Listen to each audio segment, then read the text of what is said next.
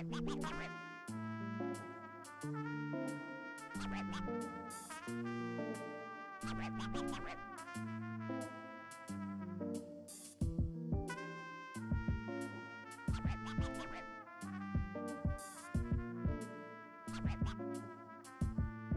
¿A dónde está papi?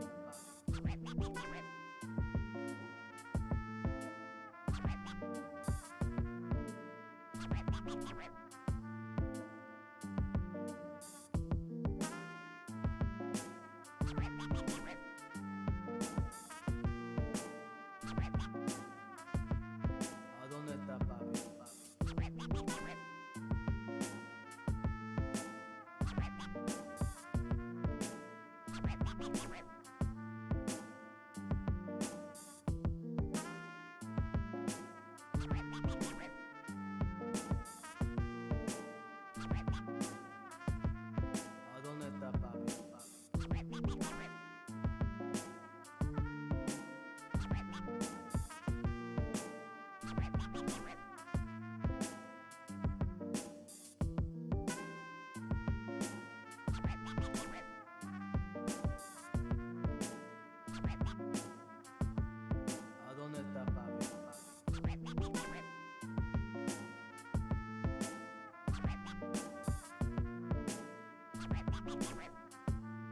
¿A dónde está papi? ¿A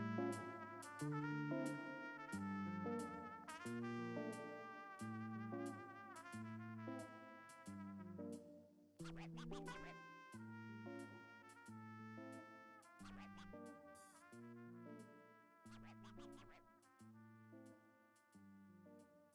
papi? ¿A dónde está papi?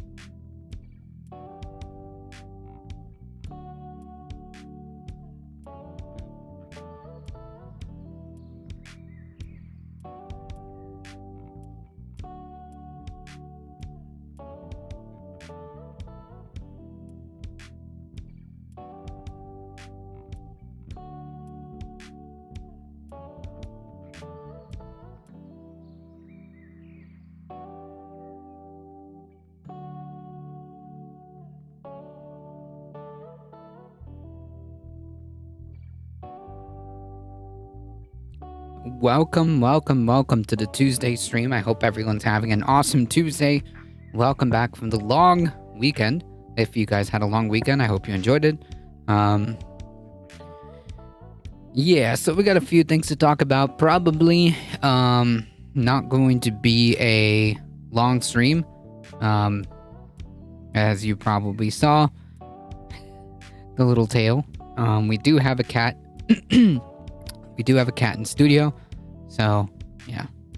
What's the matter, kitty cat? You're gonna do the news with me? You know, how about you take a shot at reading some of these articles, huh? No? Alright.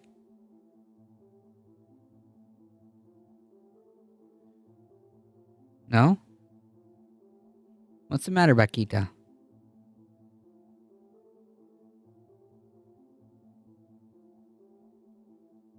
What's the matter? Michael Hassler, how's it going?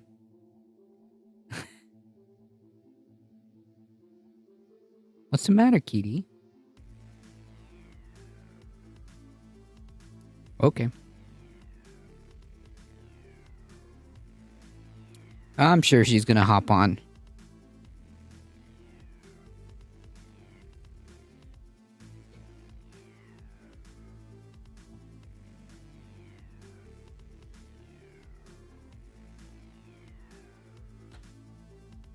In the meantime,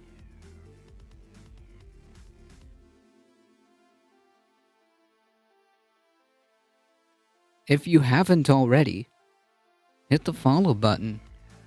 Nabil 225. Thank you for the offline follow. I appreciate that.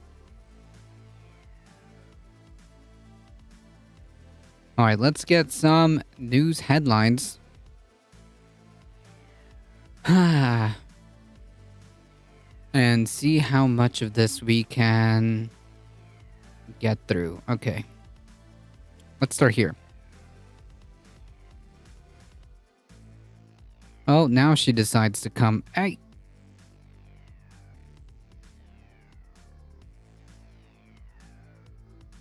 Now she decides to be here. Look at this.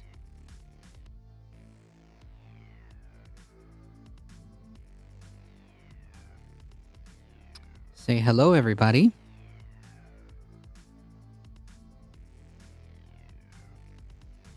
Okay.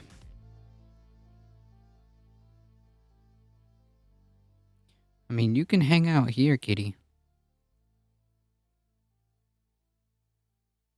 Ow, just don't bite my hand, that's all.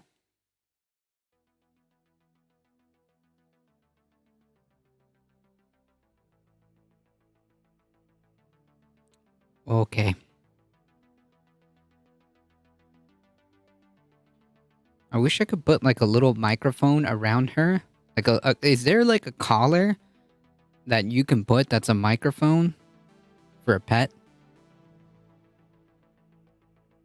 So we can get like a full-on recording of her purrs.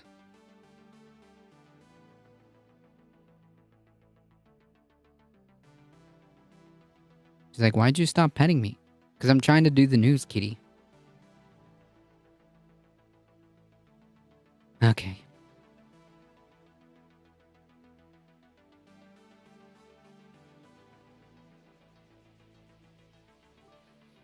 Alia with the 11 biddies. Thank you so much.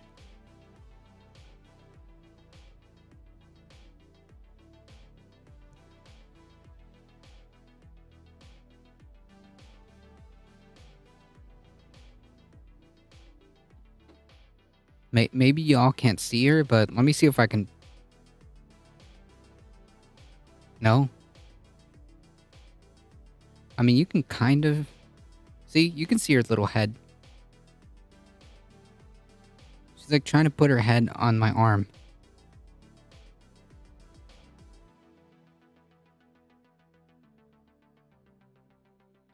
Comcast and OBS are making it difficult to stream.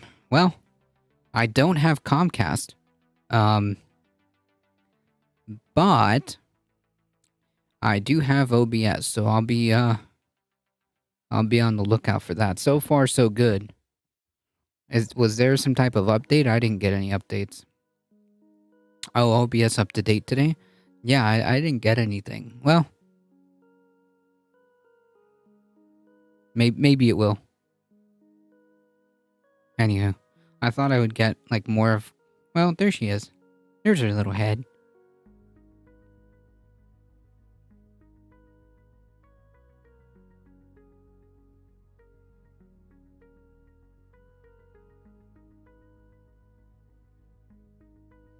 Okay, well, you gotta let me do the news at some point, yeah?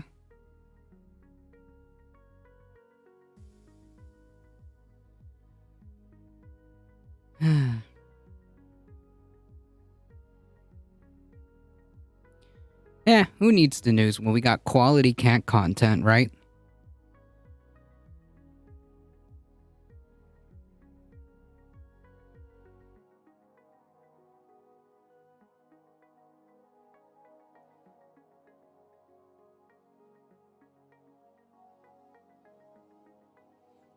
Get the cat cam going. I do need some way of like set. Well, I'm pretty sure that I have enough.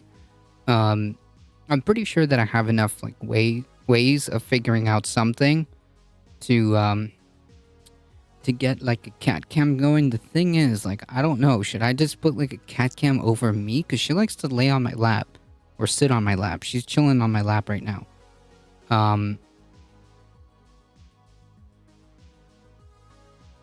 I bet the feline is saying that you have 2 hands, pro streamer, do the news. True. True. Pets are more important than news. True. Facts. 100%. Yeah, I have like I have a cheap like USB camera that I could somehow figure out how to route all the way over here, and I can control it from here maybe. I could also use my phone, but my phone's kind of like my secondary you know, secondary screen.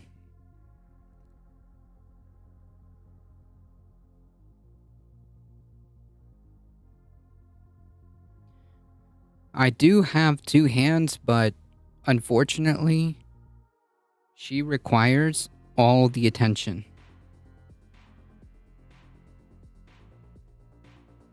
You see, what she likes to do is... Well, I don't know if you can see it, but she's actually laying her head on my hand. And then, of course, makes me pet her with the other hand. Controlled by your phone. Amazon sells them for $48. No, meaning like a USB, camera that I can just plug in. But I would need some kind of extension. I think I might be able to make it work. Cosmic Seeking, how's it going?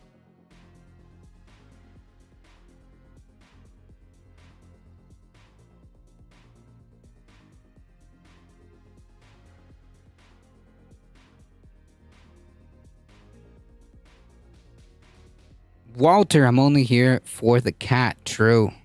That's a fair... that is a fair statement. I mean, like, you could just put the entire stream on mute and just watch the cat. Could do that.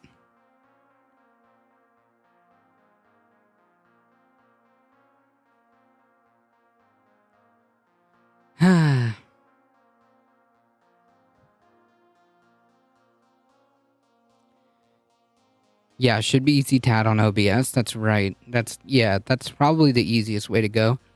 Cause like I kind of don't want to use my phone. That's for a different operation. Here's the real here's the real key thing to do. How do I figure out how to get like a microphone attached so that we can actually hear her purrs? Because she is purring up a storm right now. Alright.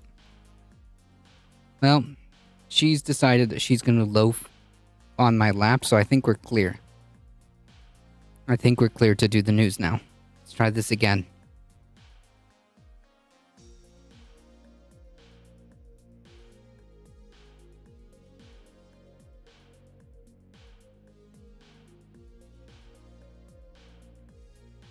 All right. So I think we should probably I think we should probably preface. Hold on. Jeez.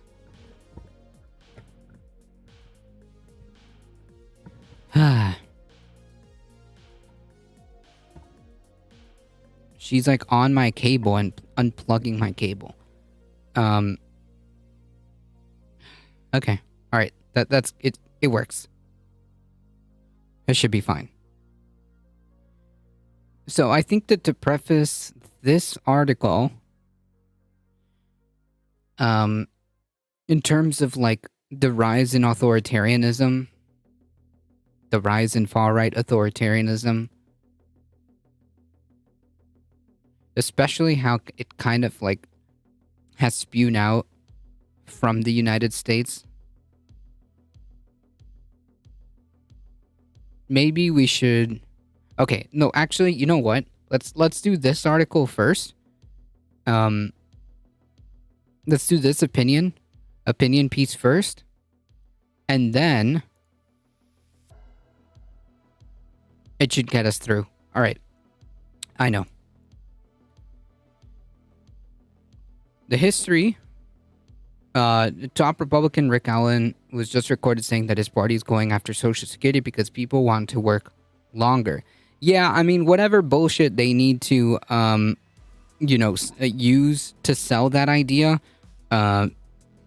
is not really gonna work. Hold on, I need to get these headphones unhooked.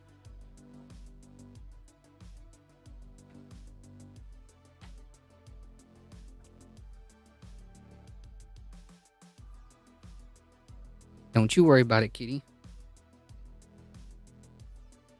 You're all right. Yeah, whatever means necessary they plan on selling that is not really gonna work. I mean, we knew this for a while, that as soon as they get the opportunity, they'll try to go after Social Security. I mean, history, Karl Marx once wrote, repeats itself as a tragedy and then as a farce. The old quip kept coming to mind when we saw thousands of Brazilian far-right extremists stage a half-baked revolt in the capital, Brasilia. So far, it amounts to a kind of low-rent reenactment of January 6th insurrection in Washington, D.C. Also, hey. That's not very nice.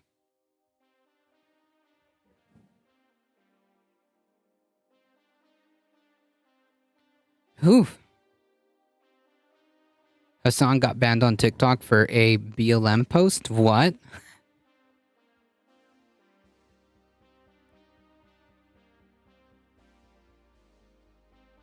Why did he get banned? What BLM post what BLM post got him banned? With its toll on human lives and the direct threat it represents to a key constitutional process for the United States, January 6th was nothing if not a tragedy. I mean, yeah, it was an insurrection. It was an unprecedented insurrection that happened, all based on, well, a lie. All based on a lie.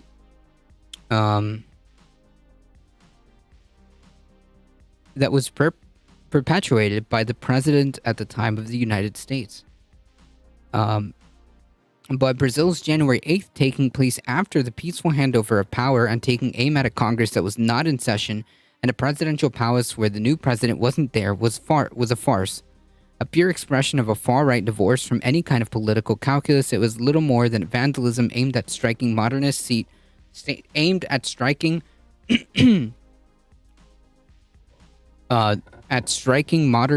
of the Brazilian state.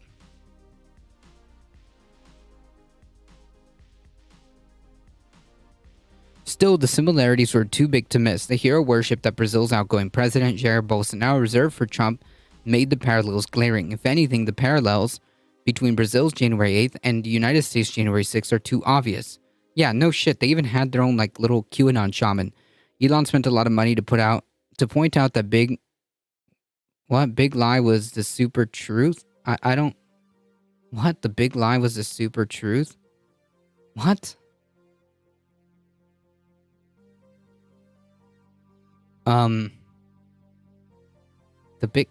I don't know, dude. You've come in here several times, and every time you make no sense.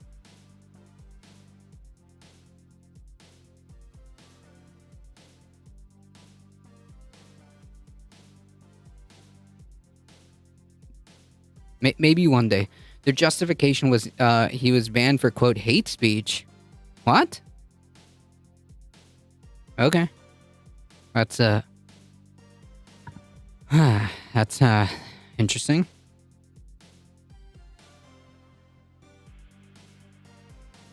So obvious that the risk is that we'll miss deeper root causes at play and the dark patterns they pretend for the future. It's the latest sign of a global contagion of populism, but it's not just populism.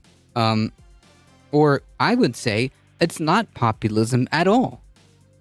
It's the veneer of populist, maybe weaponization of strategy and rhetoric, but by no means is it populism. I think we've got a bit of a misnomer here. Like, populism would be, as the name suggests, popular. An example of a populist is Lula da Silva. an example of a populist would be somebody like Bernie Sanders, who supports policies that would be popular among the working class. Like that's the whole point. That's what the word means. Donald Trump may have thrown on a very bad veneer of populism, but by no stretch of the imagination was he a populist.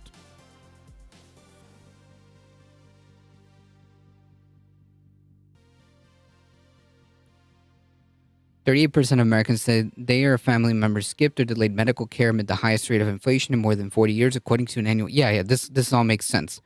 No, he's not a classical liberal. He's a fascist. Or at the very least, if you want to be as charitable as possible, he is some type of far right proto-fascistic person. He's not a classical liberal.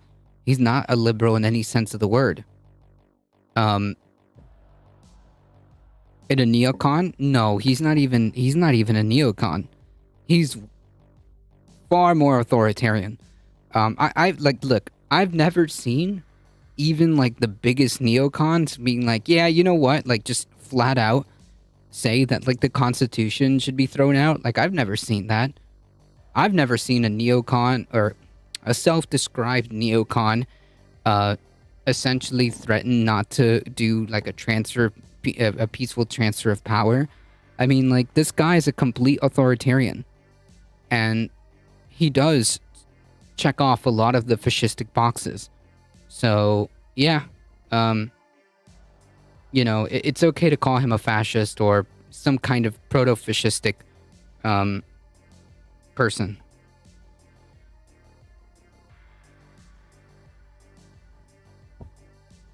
As a capitalist, Trump battled fascism his entire life. Nope, not at all. Which Trump? Yeah, no, Trump is not a liberal in any way. No, Trump embodies whatever like modern reiteration or ever what modern face fascistic tendencies are wearing these days. That's what Trump is. That's what Trump is.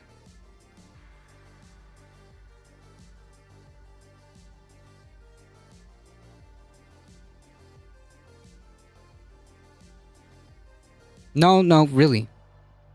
Really, actually.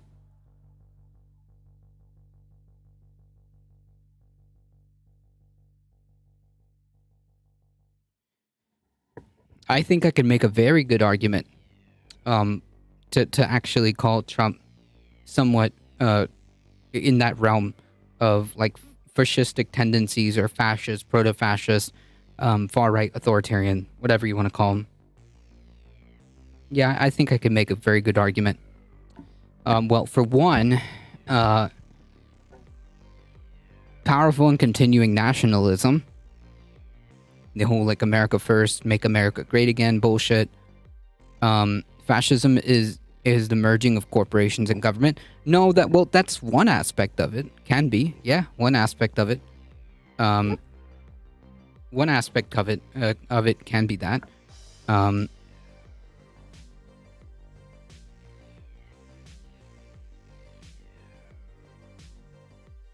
This constant attack on intellectualism, this constant attack on education,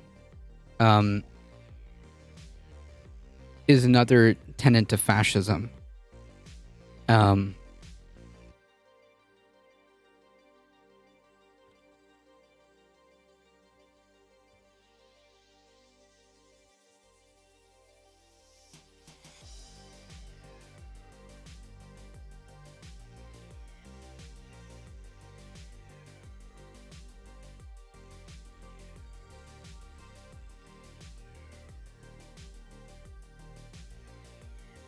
Like when I don't know what this has to do with Trump. Come on. I literally have not even uttered the words Venezuela. Where's this coming from? Is it like hard to bear the fact that I might actually be right? So you're like desperately trying to switch and pivot to something about Venezuela and oil fields? Weak. All right. So let's see how many of these we can tick off. Powerful and continuing nationalism. True. Disdain for recognition of human rights. Yeah, I think so. Identification of enemies and scapegoats. The radical left, liberal, Democrats, adrenochrome, child, whatever, Democrats, yeah. Or, the border. It's the brown people. That's who are the scapegoat as a unifying cause. Supremacy of the military. Even when there are widespread domestic problems, the military is given a disproportionate amount of government funding. Damn. And the domestic agenda is neglected. Soldiers and military are glamorized. Damn. Trump was a Democrat when we first pushed him to run. Who's we? And I don't give a shit. This doesn't disprove anything what I'm saying. Rampant sexism. Obviously, Trump is... Whew! Boy. Controlled mass media. Fake news. Unless it's favorable to him. Obsession with national security. The LGBT... I don't know what this has to... Bro, are you okay? Are you just like spewing out like words? Here is like some... Listen, I'll give you some advice. I don't know if I've already told you this. But like, you do realize that you type these things out, right? You do realize you can take like maybe 5 seconds to make some kind of coherent sentence? Something coherent? Religion and government are intertwined. Absolutely. Corporate power is protected. Trump did pass a lot of goodies. Labor power is suppressed, of course. These are inverse. These are together. The disdain for the intellectual and the arts. True. Obsession with crime and punishment. Law and order. Yeah. Yeah, this checks. Rampant cronyism and corruption. Yeah, checks out. Fraudulent elections also checks out. The only difference is that, thank goodness, whatever, like, by luck, the institutions that prevented this from being a fraudulent election worked, because Trump was moving in that direction. Trump and the Republican Party had schemes in several states to shoehorn fake electors to overturn the 2020 election. So yeah, I mean, this all checks out. How many of these, save for like maybe one or two? I mean, yeah.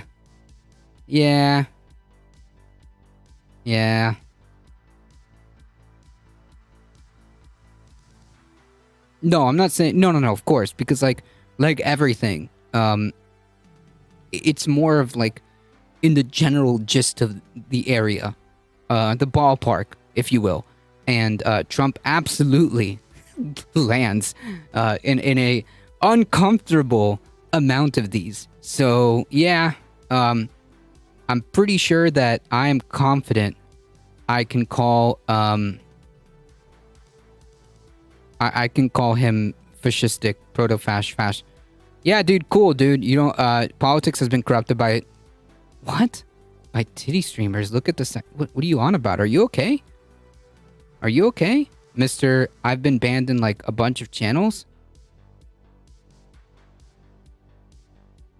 You okay? Can you name an example?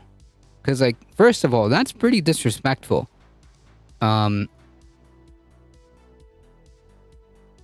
Those channels are far left. Who cares about them? Oh boy! Did you walk in the wrong place? Look at the politics section. I'm not lying. Give me an example. Put up or shut up. Give me an example.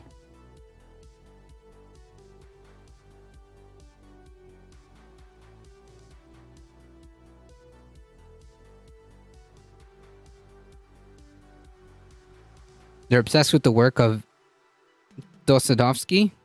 True. How's it going, Maple Leaf? Nah, links aren't allowed here. You can tell me. Just type out the name. Give me an example. Shouldn't be too hard for you, right?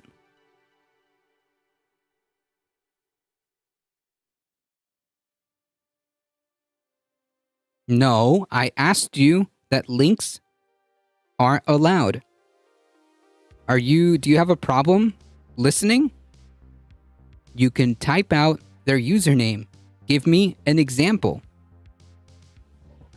Come on, let's go. Come on.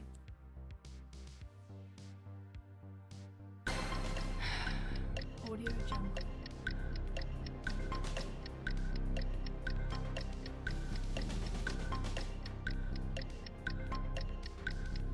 Audio Jungle.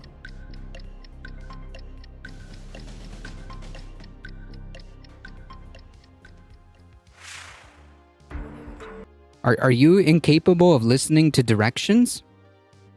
Let's try this again. Let's try this again, okay? I'm gonna say it for you real slow. You can type out their username. There are no links allowed here. Can you do that? Are you capable of doing that? Look, buddy, I'm gonna be real with you. If you're coming here to troll, dude, you're gonna have a really bad time.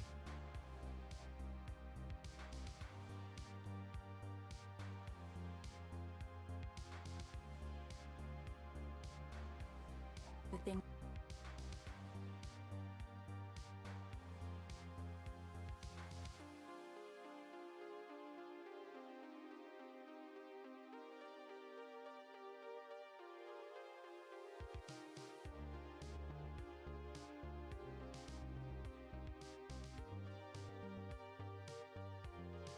There's a ton more. I'm sure you're capable of typing out at least one username. It's fine if you don't want to believe me. It's literally new. I'm sure Twitch admin will take care of it. Yeah, dude, sure. Here, let me do that right now.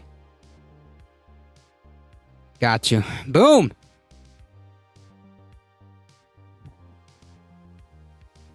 Listen, if you're gonna make a claim, you better have something to back it up. Put up or shut up. It's that simple. Put up or shut up.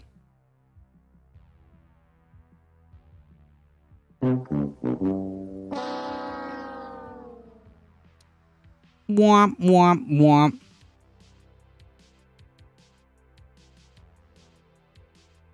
Fucking clown.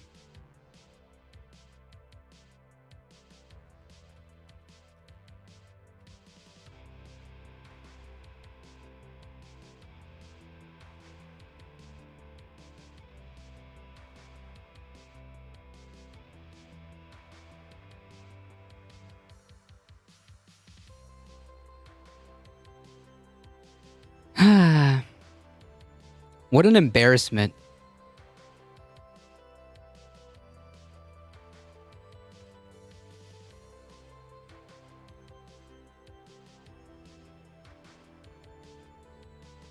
I almost got banned by Sajap once for misunderstanding. That's okay. Hey, come here, kitty cat. What you doing?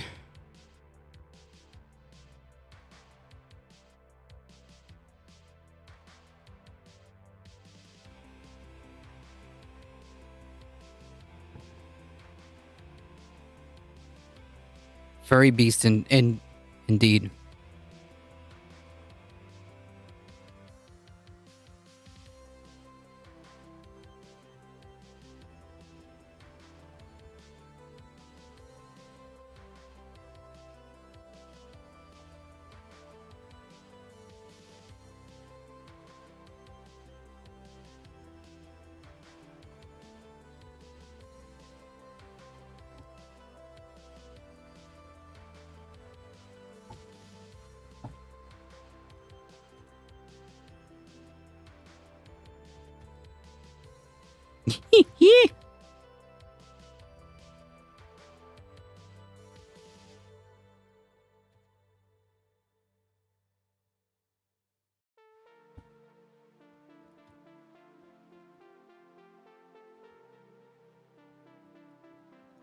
See, you seem to attract the trolls. Must be the moon. Yeah, I don't know. I think it's because like,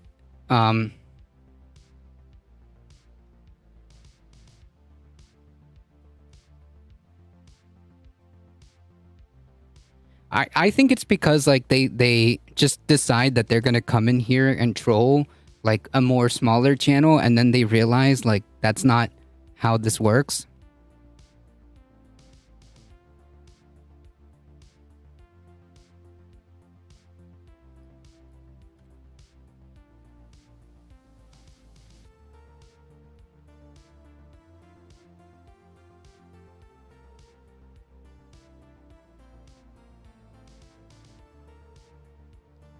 It's because he's a news channel, happens to a lot of conservatives and libertarian streamers on the smaller side too. What? Oh man, I didn't even know there was libertarian streamers.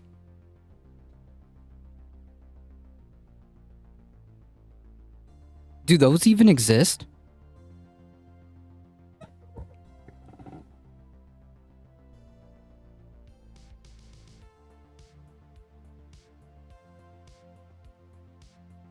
Go on Twitch. Not on Twitch. You gotta go to YouTube for libertarian types. Gotcha. Who's a libertarian streamer? Can I get an example of that?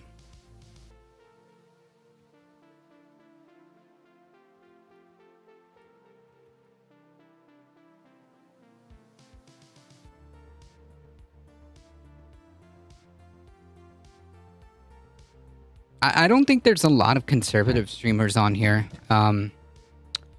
They tend to get booted.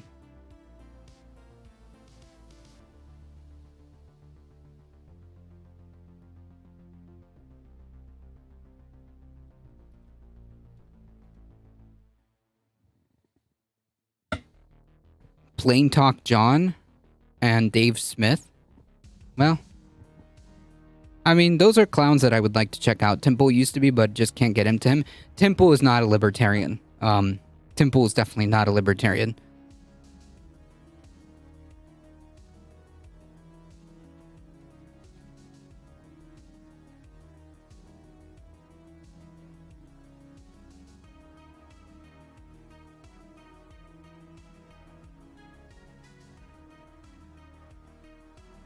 PTJ is a... Oh, Plain Talk John is a centrist.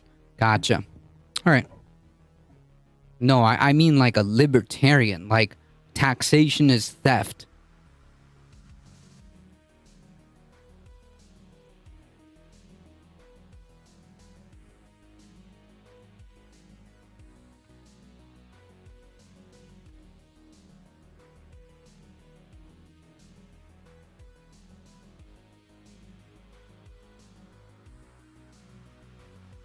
What are we talking about today? Authoritarianism.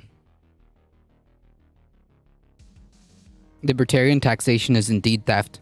Well, that's not what theft means. That's not what the definition of theft is, but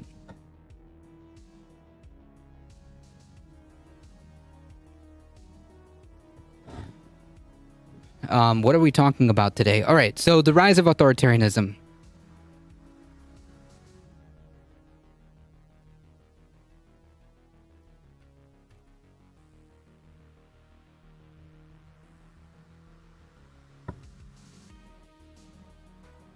I didn't enjoy Plain Talk John after 5 times.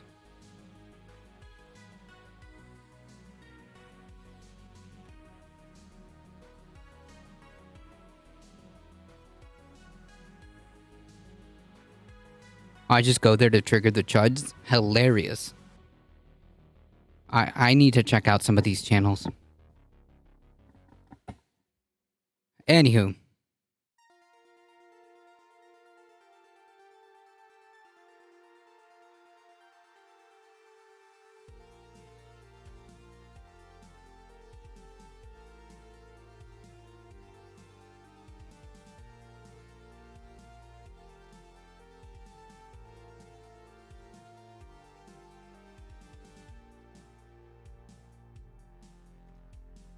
He streams in the mornings? Gotcha. Well, maybe that's what I'll do when I'm at work. Maybe that's what I'll do. Taxation without representation, how about that?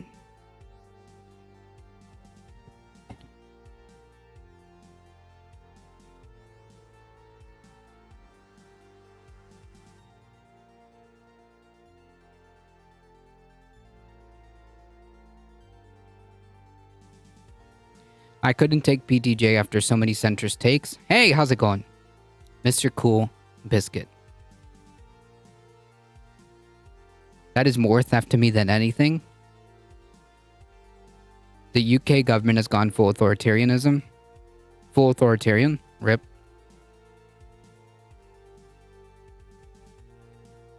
Alright. Anyways. So, how's it going, Echo Wrestle Dragon? So to bring it all full circle. Yeah, I think I can make a pretty good case. As to calling Donald Trump some kind of, fascistic, fascist, proto-fascist, whatever you want to call it, far-right authoritarian. I think it fits, all right? Anywho, that's the point.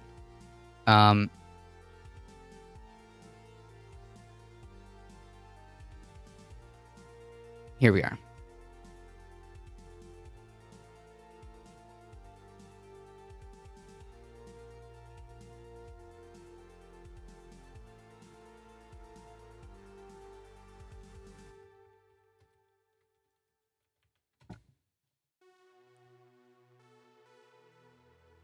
So obvious that the risks that will miss the deeper root causes at play and the dark patterns they portend for the future. This is the latest sign of a global contagion of populism. Oh yes, right. This is where I was. Yeah, I would argue that this isn't populism, at all. What Bolsonaro, what Trump are selling, it's a veneer of populism. It's like wearing its skin, but it's not populism. It's only co-opted rhetoric and, the veneer of it. Polarization and post-truth politics, much of it energized and copied by events of the US, but it is also a mistake to simply assume that this global wave of street protests is just an imitation of what's happening in the US. This kind of episode where a leader sends armed supporters to intimidate democratic institutions is not as rare as you might think. In 2017, thugs carrying out rocks and clubs breached Venezuela's opposition-controlled National Assembly as police stood by and did nothing. They roughed up 7 legislators, sending 2 to the hospital as they tried to cow the Assembly majority into submission. In February 21, El Salvador's new populist president, Nayib Bukele, sent armed cops to stand menacingly inside the chambers of Congress, threatening to forcibly eject any opposition lawmaker who didn't vote for his legislative proposals. And that worked too. Jesus Christ.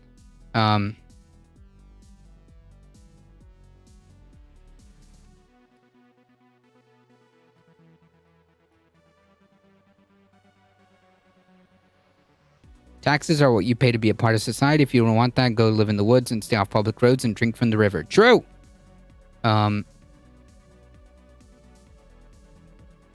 True. Nayib Bukele. I feel like I should know this name.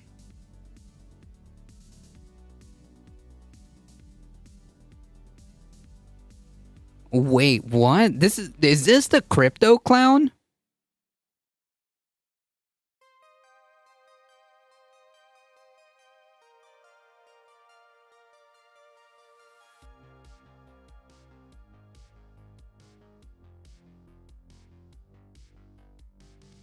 Is this the crypto clown that torpedoed half of El Salvador's money because he invested it in crypto and then lost it?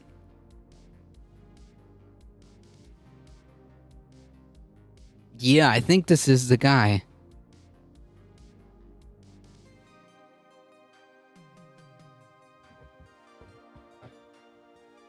I think this is the guy. Bukele. Yes! Yes, that's him. Wow. Anyways, all around the world, the prestige of democratic institutions is on the wane, and the aurora of untouchability that used to surround legislative bodies is eroding, with leaders finding it hard to deliver tangible results for their supporters. The temptation grows to give them a quick dopamine hit instead. The cheap but often effective trick is to turn the harassment of their political enemies into made-for-TV entertainment. While this approach did not begin in the US, its increasing appearance in Washington and other cities is one of the factors feeding the global trend. Why? Because American soft power is no longer what it used to be. For much of the 20th century, the U.S.'s cultural dominance meant kids around the world aspired to be basketball stars, jazz virtuosos, or rock and roll idols. The pop stars that the young people emulate these days are likely to be South Korean as American, and the sports stars could be from anywhere in the world. But in one area, the U.S. has kept its lead. As an exporter of cultural and political anxieties, the world seems to be eager to engage in a kind of societal conflict that nowadays divide the U.S. From the quote hashtag #MeToo movement and greater sensitivity about the rights of LGBTQ people, the far-right conspiracy theories, and the political parties that give them a home, we have repeatedly seen how rifts born in the U.S. will soon spill over its borders and become part of political debates in other societies. Yeah, this is true. While economic inequality and an old and stubborn reality in many countries became an issue of heightened political attention in the U.S. after the 2008 financial crisis, politicians and opinion makers in other countries quickly adopted it as a leitmotif. Even in countries like Brazil, one of the world's most economically unequal, dealing with inequality acquired a new urgency once it entered America's political discourse. And it's not just progressive trends.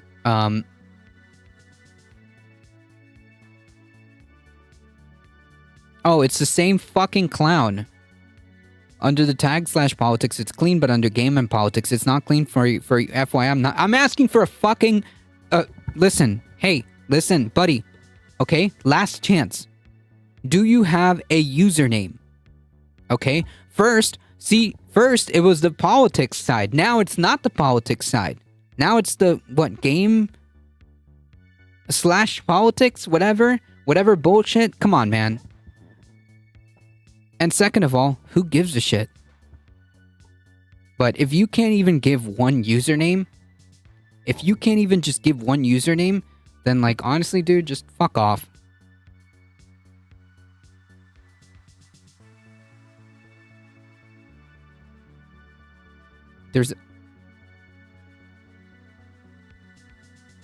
So if I type this username and I go on Twitch, that's what I'm going to see.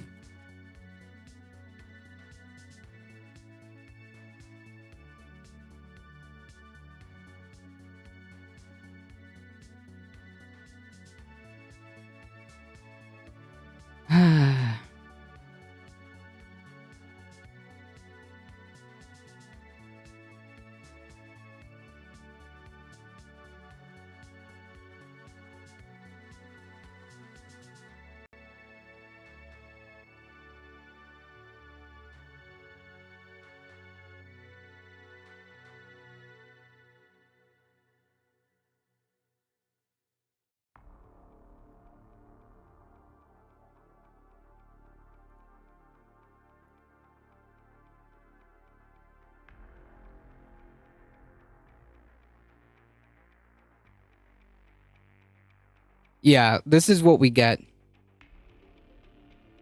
They're bots.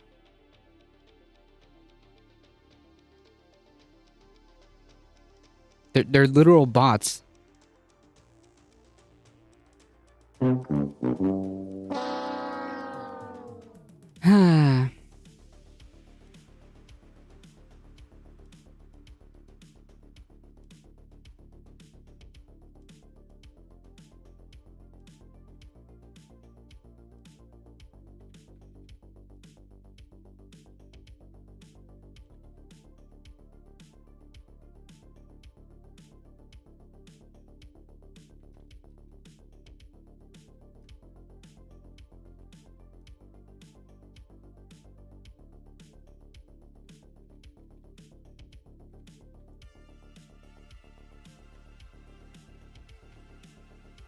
What a waste of my fucking time.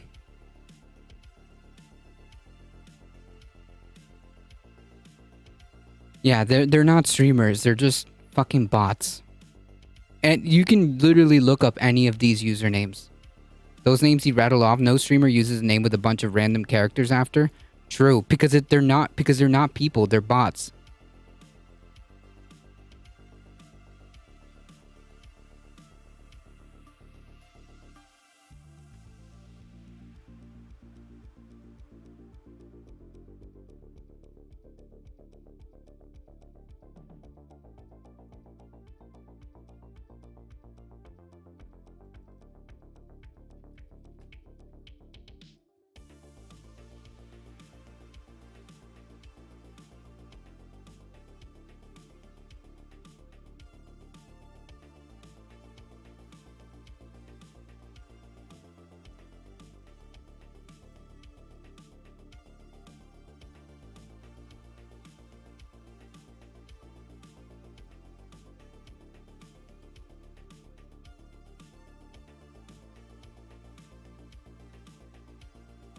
Yeah, bots with 1 follows, true.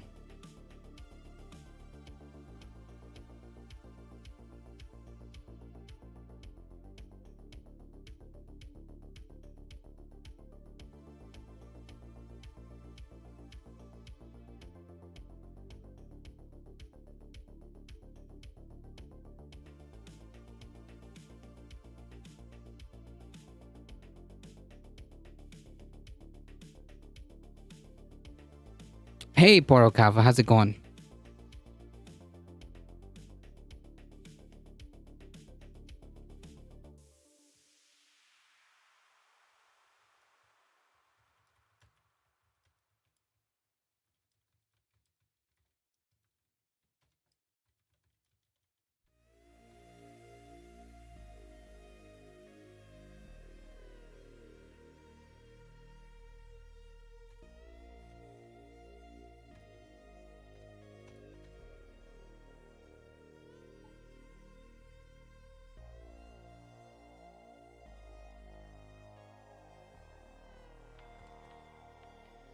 How's it going?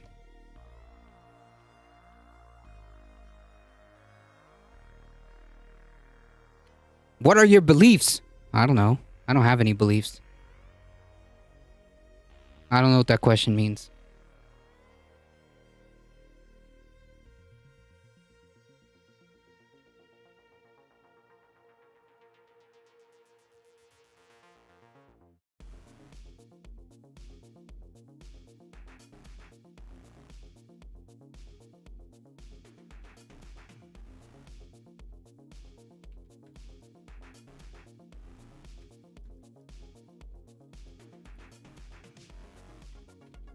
I love that answer. Yeah, I don't know. It's always a weird question. Like, what are your beliefs?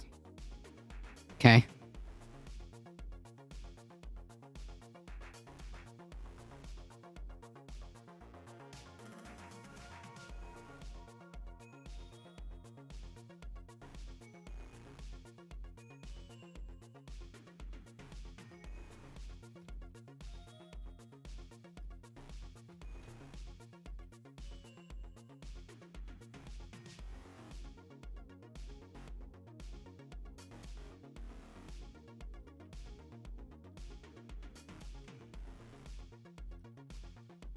I get asked it, and two, and sometimes I say if I think something's not based in some reasoning and facts, please let me know. True.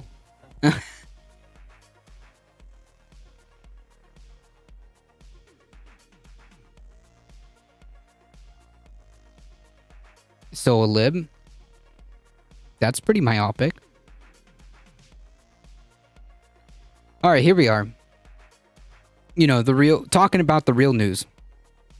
Twitch star BLM post gets him perma-banned. What? Perma-banned? Holy shit. We're talking about the mega popular Twitch streamer Hassan Abi. However, instead of a scandal pertaining to his actions on the Amazon owned streaming platform or something related to how rich the political commentator is, Hassan Abi is making headlines for being perma-banned on TikTok for a quote, hateful behavior after his editor reposted a clip from Hassan Abi's December 14th live stream on BLM versus ALM. Hassan Abi is one of Twitch's most popular blah blah blah blah blah blah blah blah blah blah blah. As his editor noted on Twitter, Hassan Abi was banned on TikTok for hate speech.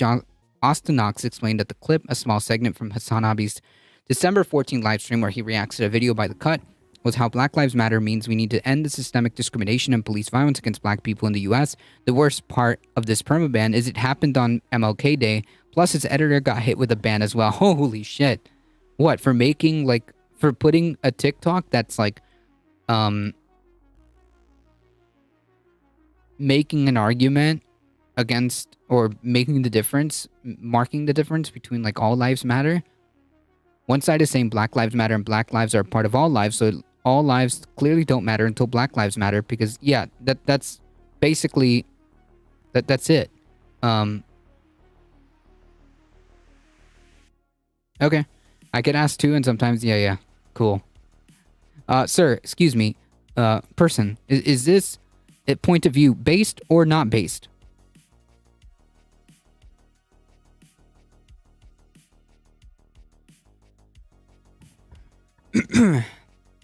Hassan has been banned a couple times on TikTok in the past because the short version video platform is very quick to act when a video is reported. Cool. So he got perma banned because this doesn't seem like a violation of their TOS, but whatever. Anywho.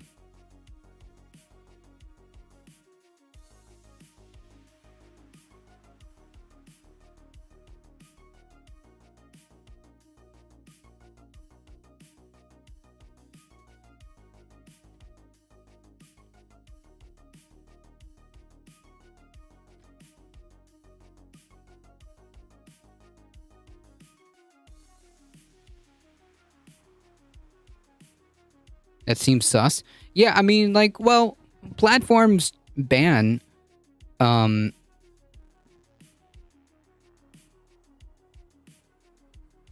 people, even though they didn't violate their terms of service all the time, right?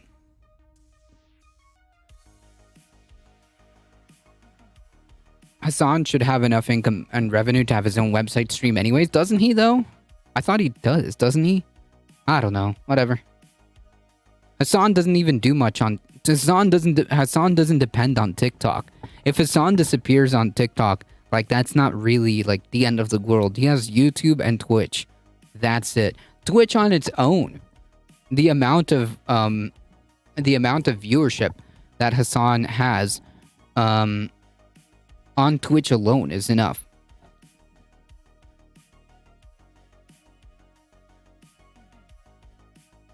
Yeah, he's still got Twitch and YouTube. Yeah.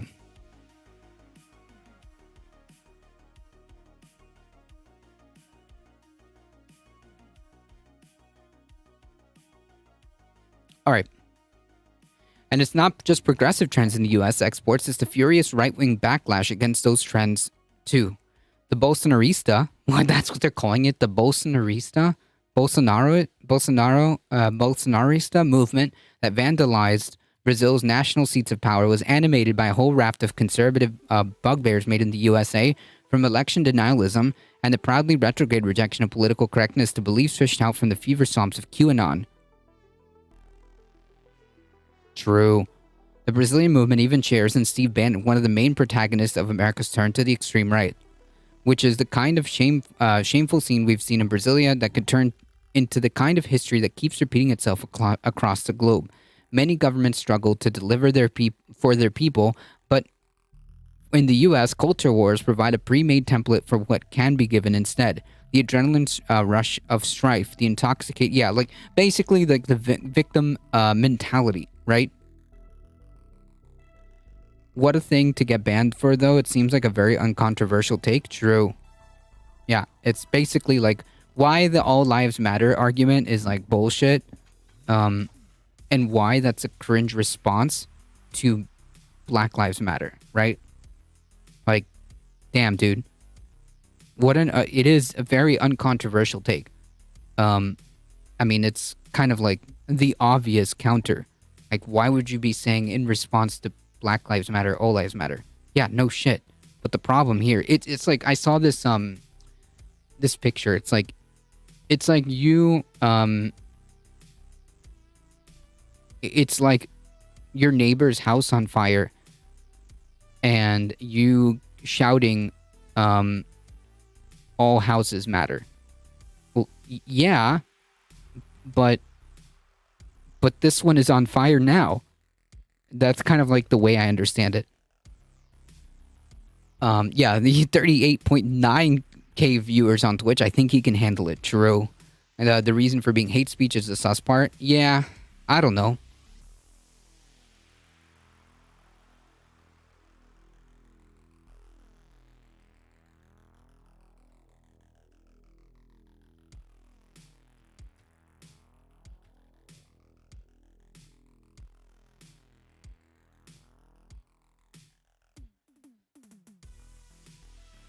The highs of owning the libs and perpetual victimhood leading up to a violent attempt to overturn an election. If those of us who value democracy don't put a stop to these kind of outbursts by imposing serious punishments, they could well become commonplace, a reoccurring motif in the politics of a broken century. I think that there's an argument to be made here.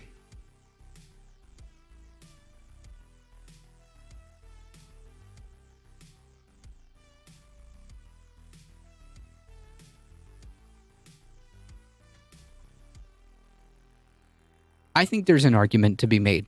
Like, honestly, people like Marjorie Taylor Greene, it makes absolutely no sense whatsoever as to how she is still a member of Congress. No accountability whatsoever. Like, Trump obviously instigated, poured gasoline on, on effectively what ended up becoming an insurrection on January 6th. And yet, no accountability whatsoever. Sadly, police brutality resulting in injury and death should be reduced and the practice banned. Yeah. I've had to leave streamers with the All Lives Matter nonsense. True. I feel that. The reason being hate speech is the sus part. Yeah. I don't know.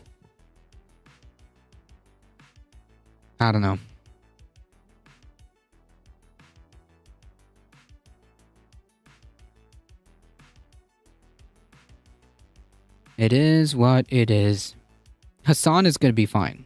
So anyways, this idea of like anti-democratic moves and whatnot, and the consequences of not having strong accountability when this happens, right? Leads us to this.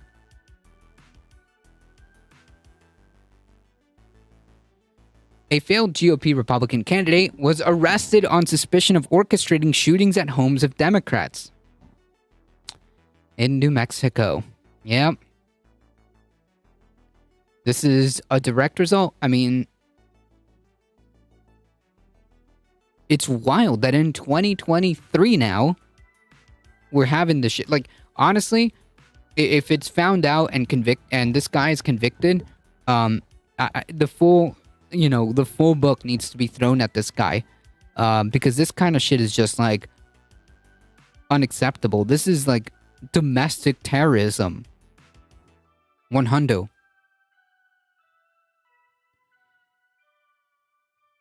A Republican former candidate for New Mexico's legislator who police say claimed election fraud, of course, which is par for the course after this whole bullshit from Donald Trump, after his defeat, has been arrested on suspicion of orchestrating recent shootings that damage homes of Democratic elected leaders in the state. Yeah, this is incredibly disturbing. This is incredibly disturbing. So again, this is all downstream. This is all downstream from Donald Trump's bullshit, right?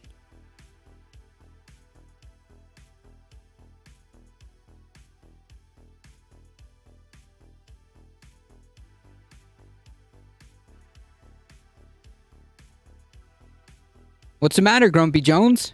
You've been silent for quite a while.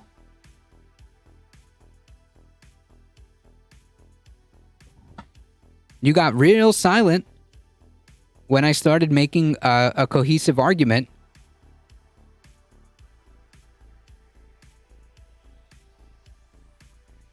For Donald Trump being fascist. And here we have a story of a Republican being arrested on the suspicion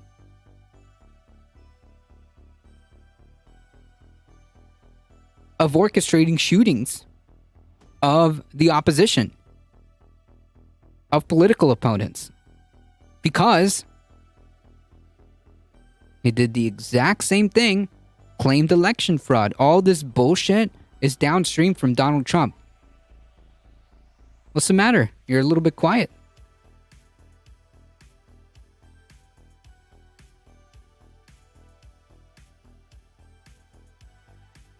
Never fails. We've already had 31 mass shootings in 2023. Jesus Christ, we're at 17 days in.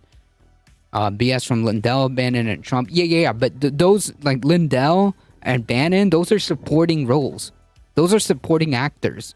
It's Trump. It's coming from Trump down.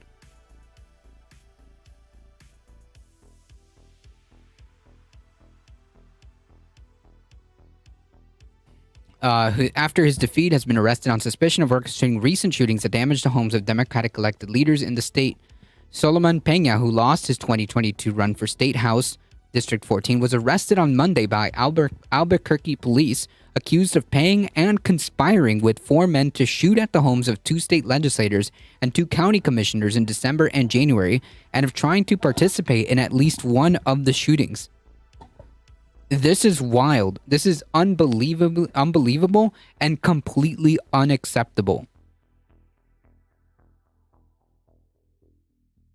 It's not really one person. Bannon is an advisor for Bolsonaro. Well, no, I'm saying that in the case of the U.S., like, you know, Steve Bannon wouldn't be in that position if Donald Trump didn't put him in that position, right?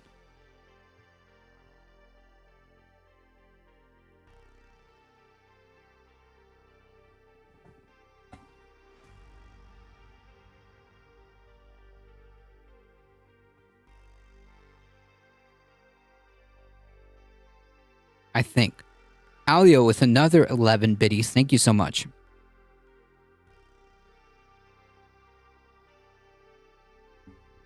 Anyways.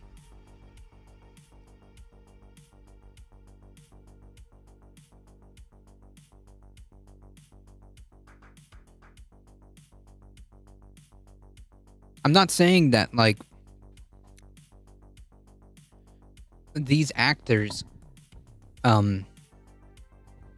are independent. I'm saying that all these, like, election denial stuff, all this bullshit, only pushed through because of Trump.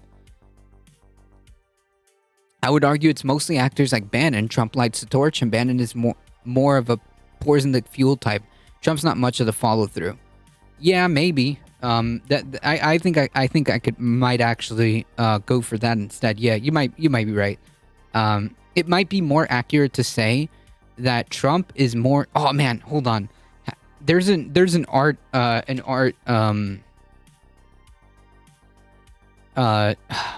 artist depiction. Hold on. Trump political cartoon match. Yeah, here we go.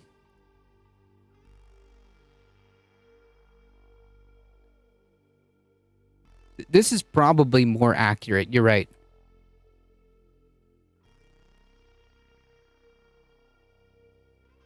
There we go.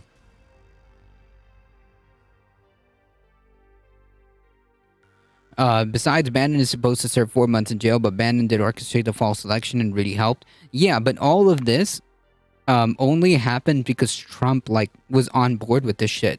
And Trump has had the megaphone at that time, right? And also Trump was the president. Trump was the one who could make it happen. If they had a chance. If they had any chance, it was going to be through Trump. Maybe I'll reword this, okay? Maybe a more accurate representation is calling Trump more like a vehicle.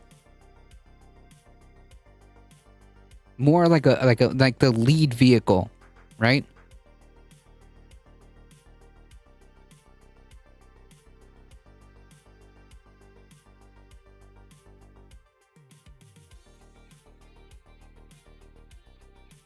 I mean, I wouldn't even call him a useful idiot because, like, he knows. He knew.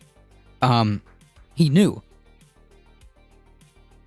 It's not like he was unwittingly doing the things he was doing. He wanted these things to unfold the way they did. In fact, he was hoping it would. So I don't know if I would use the word useful idiot because, like, he knew. In fact, we found, oh man, we went over that story where the judge reviewed evidence that Trump knew that the claims of election fraud were bullshit. He knew this. He knew that they were largely over exaggerated. He knew that the claims of election fraud weren't all true. I don't know if I would really call him a useful idiot.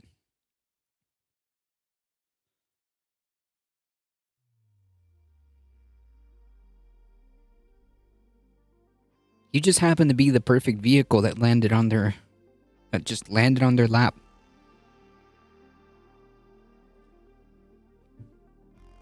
Trump's narcissistic tendencies, authoritarian tendencies, and lack of principles, made it the perfect storm. Made it so that at the end, if a fascist is what they needed and what they wanted, that's what he is. That's what he turned into. And that's what he did, is. He did and is. He wanted it to happen because it inflates his ego. He had good organizers around him as president. Yeah.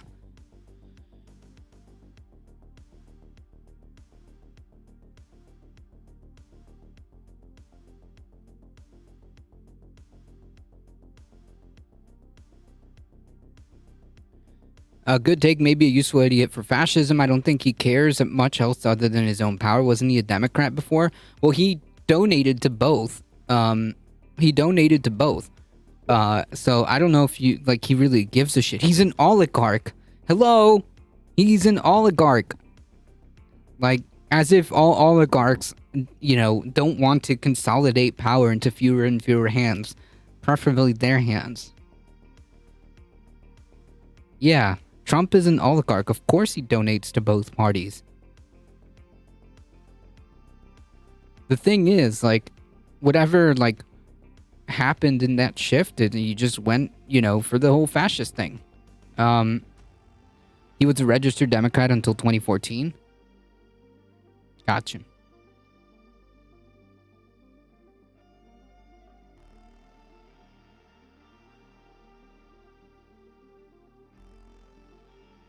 But yeah, he's not just a useful idiot.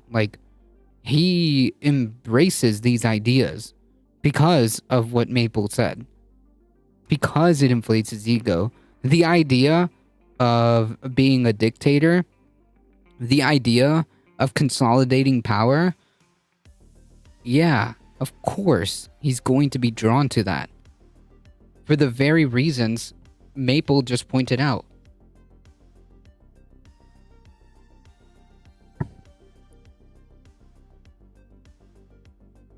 Anywho.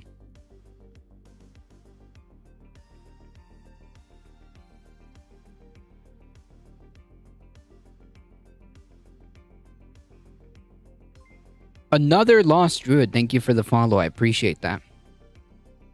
The US really is best described as a dictatorship of the bourgeoisie. Well, I mean, it's mostly it feigns the idea of a representative democracy, a representative republic, whatever. But in reality, I think it more resembles an oligarchy, a plutocracy. Really. Though the shootings injured no one, Peña intended to cause harm or serious injury or cause death to occupants inside their home. An arrest warrant affidavit obtained from the Albuquerque police reads. Of course, yeah, you don't shoot towards a home that just happens to be your political opponents. To what? Tickle them? No, that's not what guns do. There's probable cause to believe that soon after his unsuccessful political campaign, he conspired to commit these 4 shootings. Before the shootings, Peña, after losing his election, approached the county commissioners and at least one of the legislators at their homes, uninvited, to allege that the election results are fraudulent. Yeah. This is all stochastic. This is all downstream. And is a, how do I say this? Is a direct result of stochastic terrorism that emanates from the Republican Party and Donald Trump. by continuously calling every election you lose fraudulent. And remember, Donald Trump's words were to the effect of like, you know, they're trying to steal your country. Don't let them steal it. Take it back. Fight. And all these other, you know, all this rhetoric, this violent rhetoric from beginning to end, all the way from 2015, where, you know, just to remind people during those rallies, he absolutely encouraged his supporters to hurt counter protesters or people who were of the opposing side. And they did. I think one of his words in the early 2015 rallies before he even won the election was like, oh, you know, back in the day we used to carry them out on a stretcher or some shit. Right? Beat them up, I'll pay your legal fees. You know? Carrie Lake and Lindell are still with the false election lies. Yeah, I think Carrie Lake's story is coming to an end. Bang is what I would call terminally drunk on the Kool-Aid. Yeah, but that's the problem, right? Like, this permanently drunk on the Kool-Aid stuff is leading to people being shot at. That's the problem here. This bullshit, this yes, you're absolutely 100% correct. Terminally drunk on the Kool-Aid, on this election fraud bullshit, on whatever, is leading people to commit these acts of violence. This is domestic terrorism. This is domestic terrorism.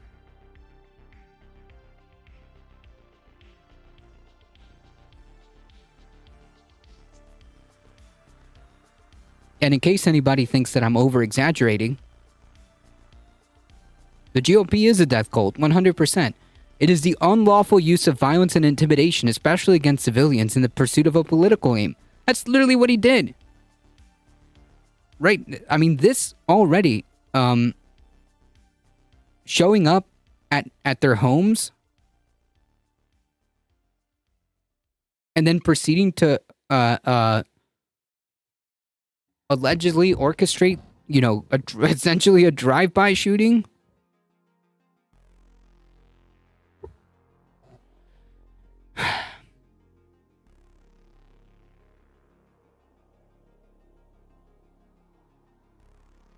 Until we ban the Kool-Aid, not much can be done about it. No, I think what we can do is for all these, like, domestic terrorists, there's gotta be some serious accountability. Like, this shit cannot stand. This type of shit cannot stand. The people who, you know, orchestrated January 6th, those people, you know, should be absolutely kicked out of office or in jail for a very long time.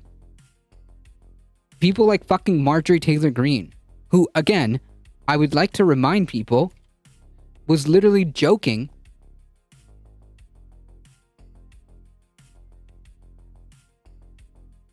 about how if she and Bannon led the insurrection, they would have brought guns and won.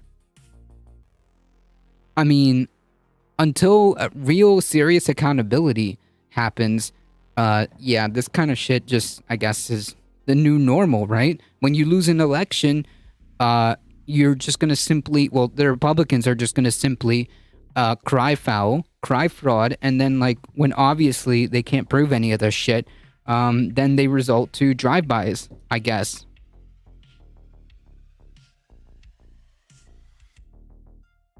Now,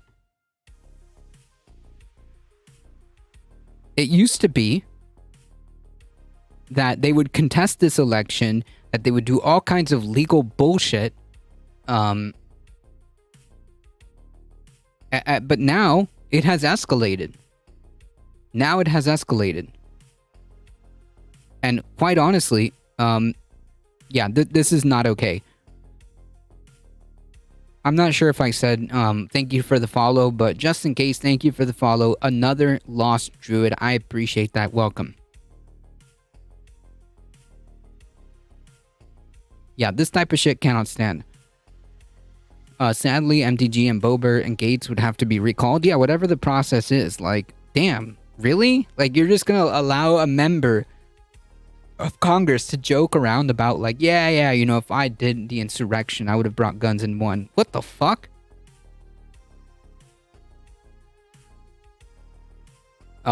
Because will DOJ charge Donald Trump or ban him from running?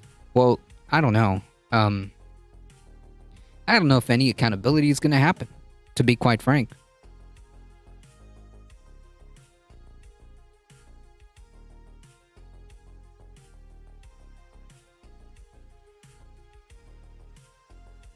One does not need a drum magazine for sport. On a freaking pistol is like kind of silly. The only way to get rid of them is for Congress to vote them out. True. Or recall them. You know, I guess their version of impeachment.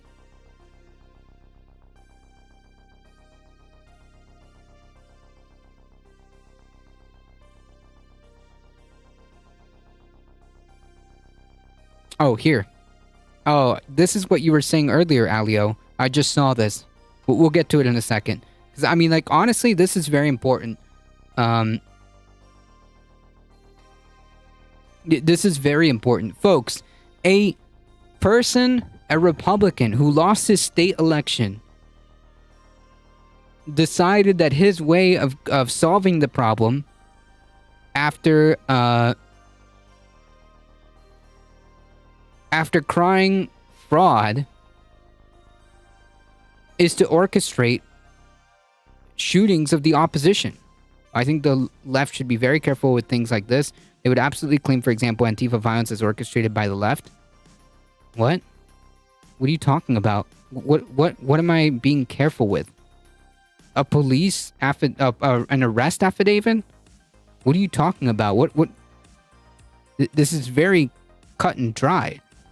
This dude lost his election, okay? And then claimed fraud, showed up to these people's houses uninvited, and then proceeded, according to the arrest warrant, to allegedly orchestrate shootings of political opponents. What are you on about? Careful with advocating policies like this? Advocating what policies? Advocating for what policies, dude? I haven't advocated for any policy yet. What are you on about? I haven't advocated for a single policy. I'm saying that this shit needs to be stamped out.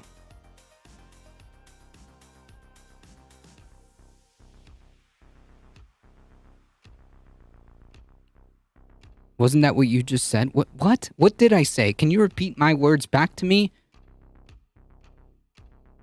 My argument is that this shit cannot stand.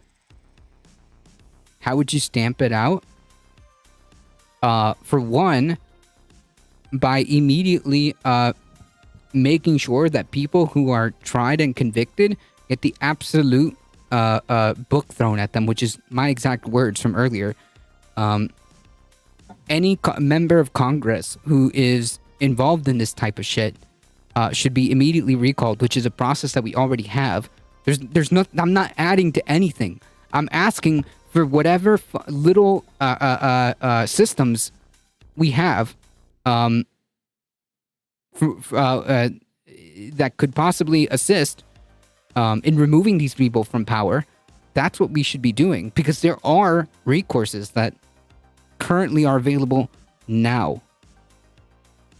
It's not pointless. Removing somebody like Marjorie Taylor Greene away from power is not pointless.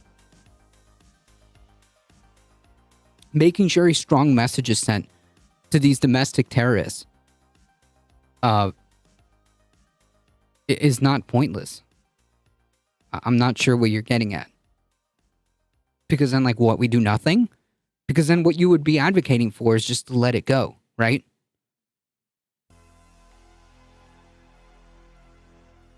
Via elections? No. I mean, like, remove her from power. Recall her from Congress. members of Congress can be booted.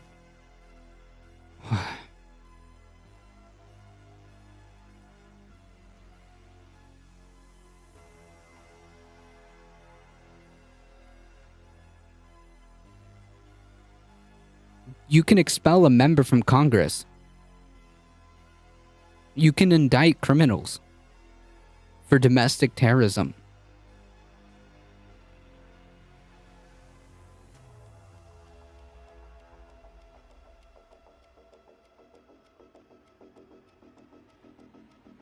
Like this, for one. And for the people that have committed acts of domestic terrorism, yeah, indictments.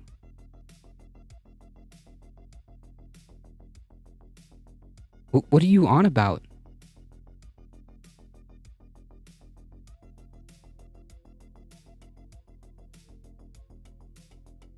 You can expel members out of Congress.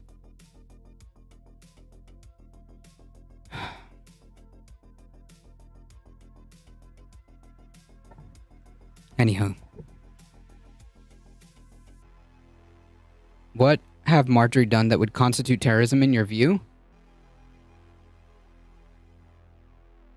I didn't say that she committed terrorism. Are you not listening to me? Holy shit. I had fun with the first troll, but...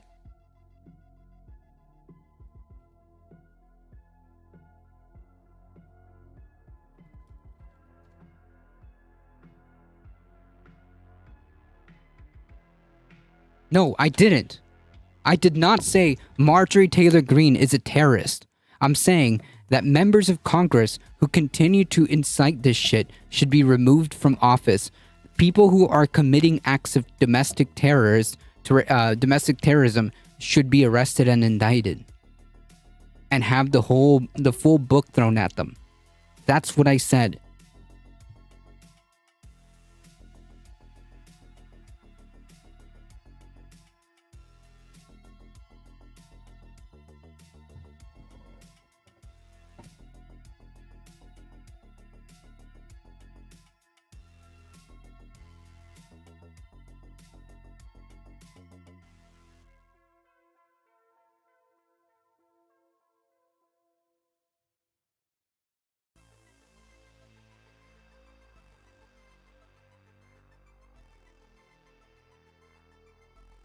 Oh my god. Okay.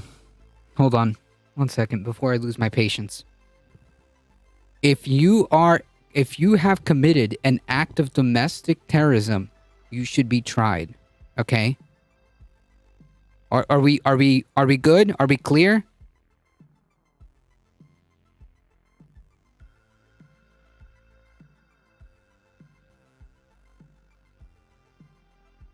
Answer my fucking question.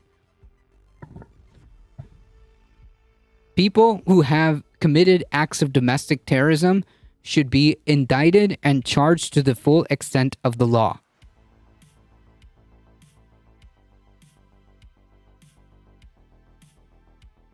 Do you follow me?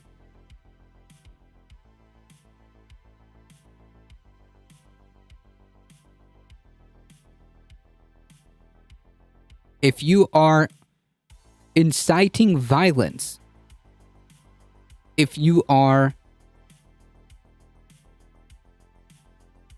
involved in, say, for example, orchestrating the shooting of the opposing party, you should have the book thrown at you. Are we good so far? This is a simple yes or no question.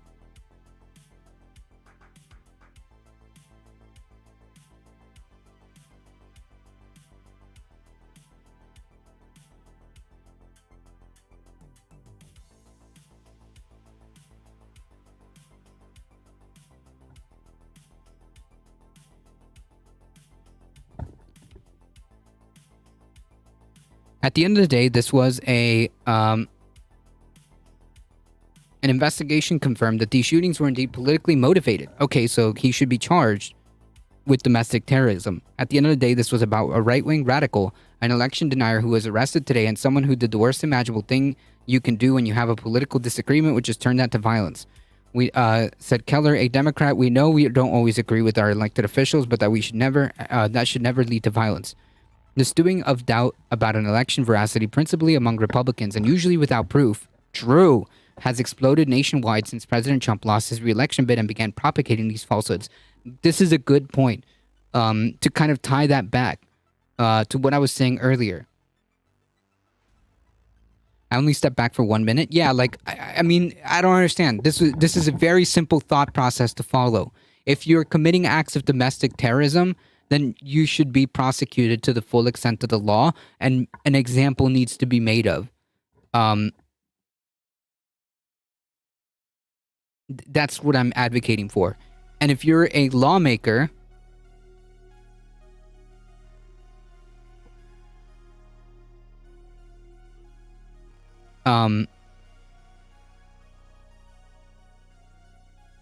who's continuing to pour gasoline on this, like Marjorie Taylor Greene, you should be expelled from Congress.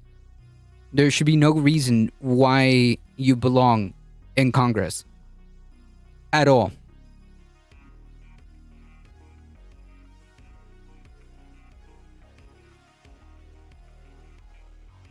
And of course, now I lost the video of Marjorie Taylor Greene. Anyways, whatever. The point is, she said that, I don't even know. Like, this is like fucking... this was an exercise in futility, Echo Resto Dragon. Anyways, the point is, if you're out there, saying that if you had led the insurrection, you would have won and you would have brought guns, that should immediately be enough for, you know, procedural whatever. Insert the process to remove a congressperson. That should have been enough. That should have been enough. If Republicans want to go along with it and are okay with it, then, I mean, you're just furthering my point that the Republican Party is fundamentally incompatible with democracy. They're not willing to do this. That is a separate argument. Yeah. Anywho. Nobody was injured in the shootings. The department is still investigating whether those suspects of carrying out the shootings were even aware that of who these targets were, or if they were just conducting shootings. Nobody was injured in the shootings, which resulted to damage to 4 homes. Barboa said home investigators, whose home investigators say were the site of the first shooting, is grateful for an arrest in the case. I'm relieved to hear that people won't be targeted in this way by him any longer. Peña was arrested on preliminary charges of a felon possession of a firearm. Jesus, so wait, he was a felon? Already? Damn. They really aren't sending their best, huh? Or maybe they are. Maybe this is their best. I don't know. Attempted aggravated battery with a deadly weapon, criminal solicitation, and 4 counts of each of the shooting at an occupied dwelling, shooting at or from a motor vehicle, and conspiracy according to the warrant. Charges are expected to be filed for the other men who participated in the shooting. Yeah, again, an example needs to be made. 100%. Before the shootings, Peña approached at least some of the officials. During the fall campaign, Peña's opponent, Democratic State Representative Miguel Garcia, sued to have Peña removed from the ballot, arguing that Peña's status as an ex-felon should prevent him from being able to run for public office in the state. CNN-affiliated KOAT reported Peña served nearly 7 years in prison after a 2008 conviction for stealing large volumes of goods in a smash-and-grab scheme. Jeez. Damn. What happened to the party of law and order?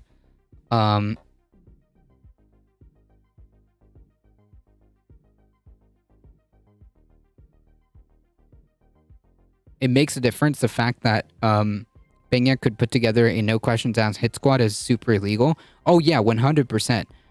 But probably because he had previous you know, the ties to what seems to be organized crime, because I don't know how else you would, quote, smash and grab scheme of large volumes of goods without being involved with organized crime. But okay. Yeah, he probably had connections. The Republican Party, folks. Amazing. Amazing. You can't hide from your own history, Peña told the outlet in September. I had nothing more than a desire to improve my my lot in life. Yeah.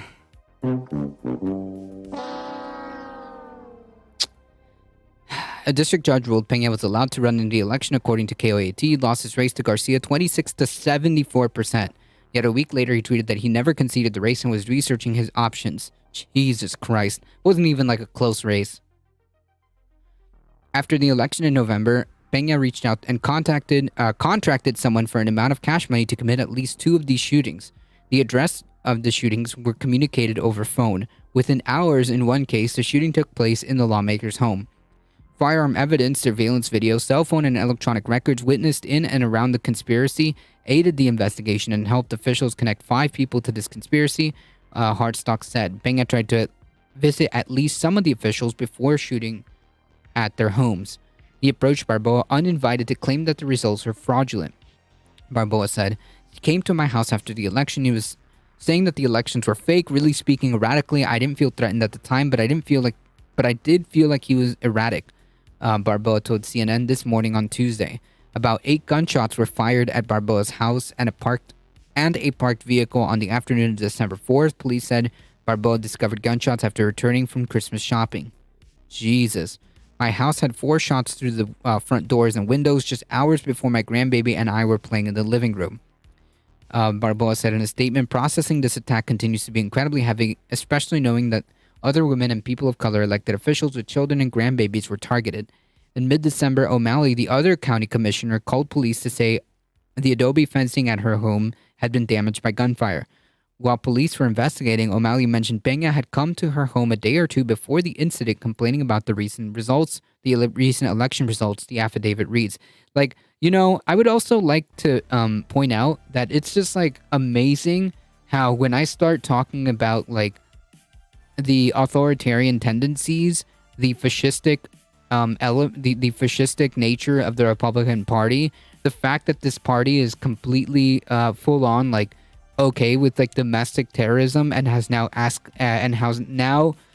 escalated or at least put on the table the idea that if you lose an election, it's no longer just to claim fraud, but, you know, hire a hit squad against your political opponents, is very telling and very interesting how all these clowns show up out of the fucking woodwork to try to like derail the conversation or try to like pivot the conversation. It's really amazing. I just want to point that out.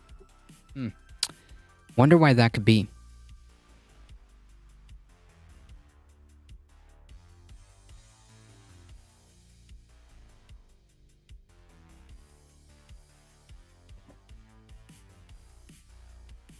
Debbie recalled that he was upset he had not won the election for public office, even though Debbie O'Malley was not a contender. Ring doorbell camera footage recorded at O'Malley's previous residence and obtained by CNN shows him approaching the door, knocking and holding documents in his hands. The current resident speaks to him through the camera's speaker feature, telling O'Malley no longer lives at this residence and directing him to her new home.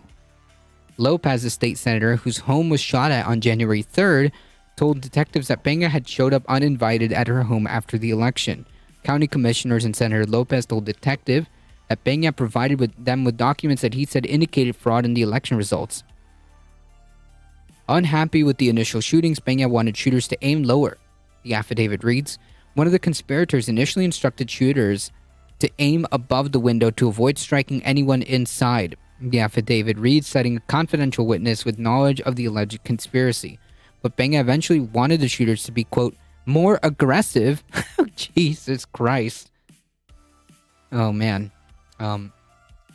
If that's the case, wouldn't then not only like the domestic terrorism thing, but like wouldn't attempted murder be more appropriate if that's the case? If it's true that this guy wanted the shooters, the would-be hired gunmen, to be, quote, more aggressive, which obviously the only reason you would want that is to kill or to severely hurt. I mean, it's gunfire.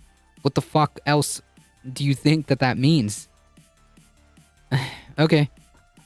Sure. The affidavit reads, citing confidential witnesses, Peña wanted them to, quote, aim lower and shoot around 8 p.m. because occupants would more likely not be laying down.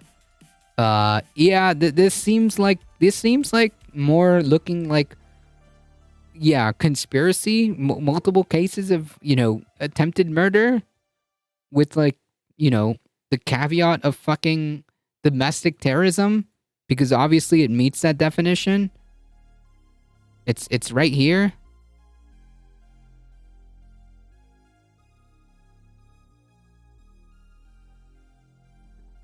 Lopez told police that she heard loud bangs but dismissed them as fireworks at the time. Lopez's daughter was awakened thinking a spider was crawling on her face and it felt like sand was in her bed. Jesus Christ. Those are, the bullets. Officers found sheetrock dust was blown into Linda's daughter's face and bed, resulting from the firearm projectiles, i.e. the fucking bullets, passing her inside her bedroom overhead. Wow. The affidavit reads, officers found 12 impacts to Lopez's residence, according to the affidavit. Shell casings at Lopez's home.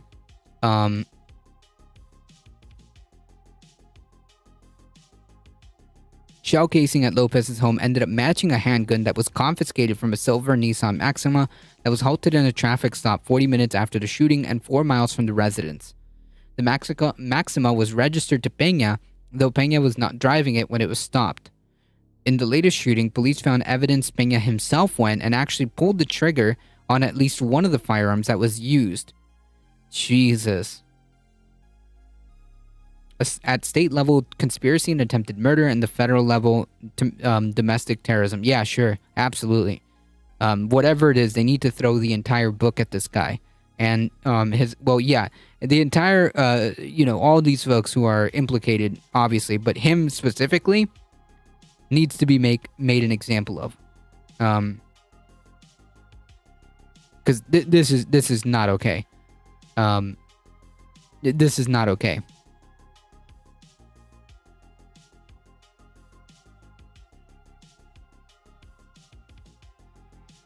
In the latest shooting, police found evidence that Peña himself went and actually pulled the trigger on at least one of the firearms that was used.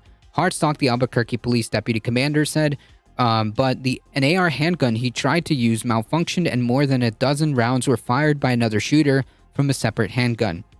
Detectives served search warrants Monday at Peña's apartment in the home of 2 men allegedly paid by Peña. Police said in a news release, adding Peña did not speak with detectives.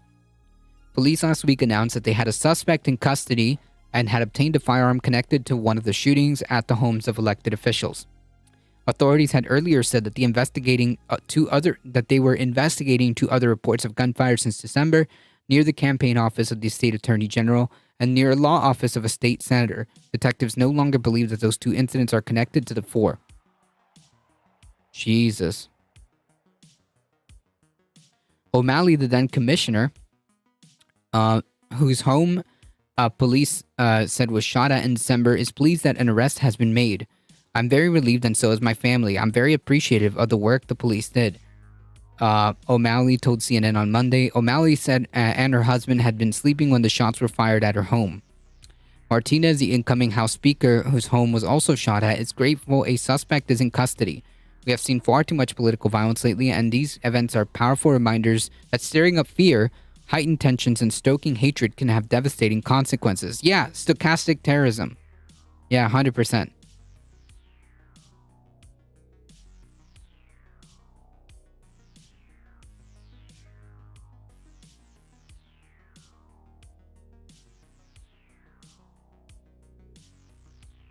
It's the Morton. How's it going? Kai Peter told me you the best. Well, I appreciate that, but who's that? Who's that? I've seen your username. Were you were you in the Beccaspheres channel?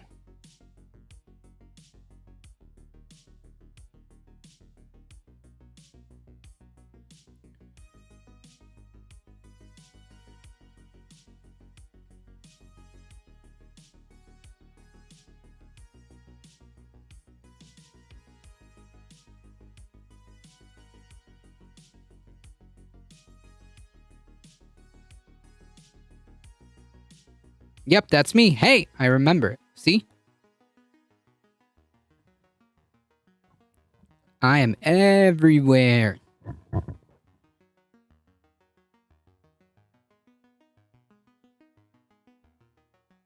Welcome, welcome.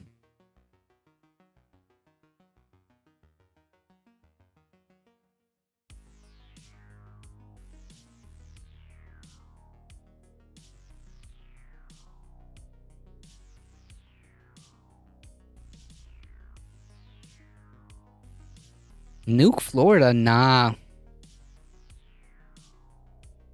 CBS reports, don't worry.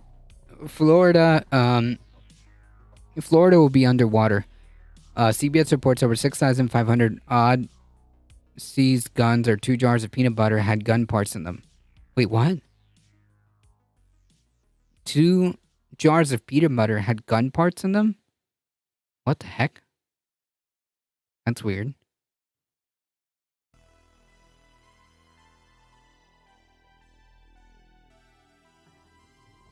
Martinez, the incoming State House Speaker, whose home was also shot at, is grateful a suspect is in custody. We have seen far too much political violence lately, and all these events are... Oh, yeah, we already read this. Yeah. So, TLDR, yeah, I mean, the Republican Party is completely off base here. This is absolutely wild that we're reading a story like this.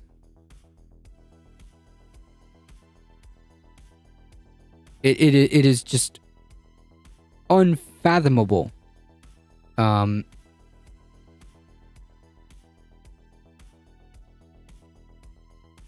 we need to be reading a story like this.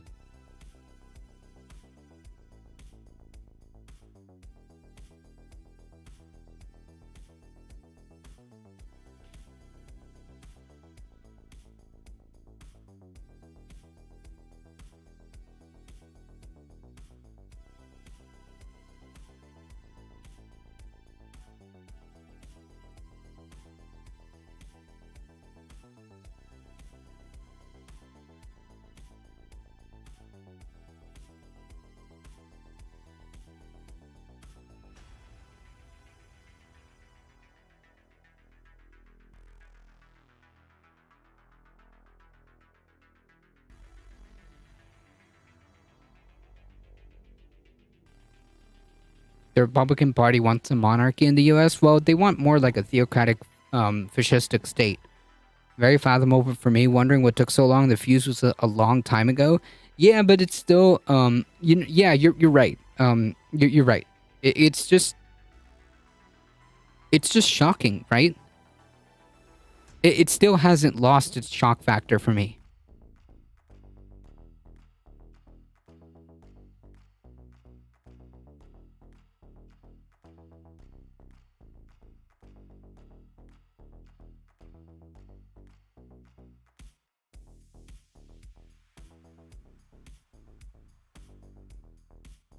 Rhode Island man was arrested after gun parts found inside peanut butter.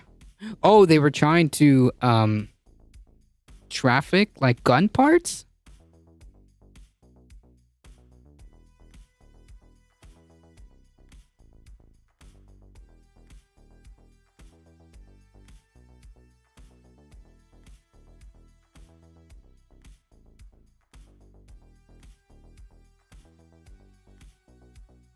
Not surprised or shocked by anything humans do.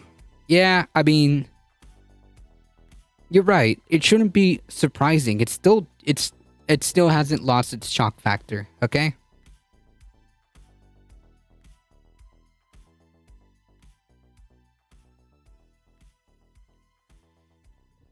TSA said disassembled firearm pieces were in plastic wrap and hidden inside 2 Jif jars. What? Listen, I mean, what kind of firearm? You know that you can transport a firearm in checked baggage if you go through whatever bullshit like procedures and whatnot. Yeah, you can do that. I don't understand what the need was to hide them if you go through the proper procedure. At least here, to my understanding, you can check with TSA, but you can carry or have a firearm that is secured. It's got to be in like a hard locked case, whatever, blah blah. Like there's like a whole, for obvious reasons. There is a list of requirements that you need to do, but technically, yes, you can have a firearm in a checked baggage as long as, for obvious safety reasons, you go through the process. Oh, if it's a handgun, yeah, I don't know why he needed to do all that. Like, what is this? Like some kind of sovereign citizen? No, man, there are rules for obvious reasons that we do not want people flying with freaking reachable firearms. I mean, it honestly shouldn't be a thing, but you know.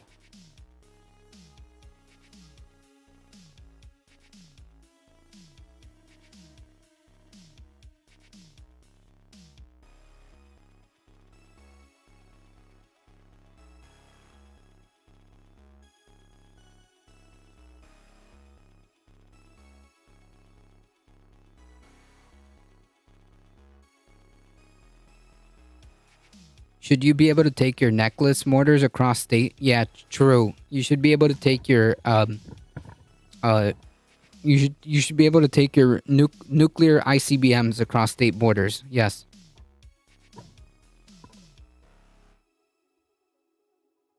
True. In all seriousness, though, I don't see why they needed to do this. There are specific reasons that there are very heavy protocols for flying with a firearm. I don't understand.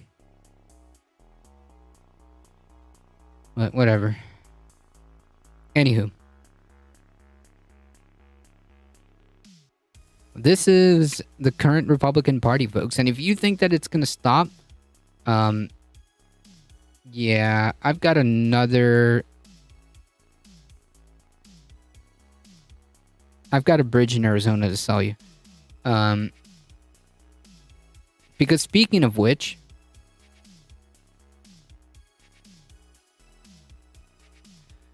Republicans in Missouri pass a rule requiring women to cover their arms in the state House chamber. Missouri Dems slammed their Republican colleagues... hold on.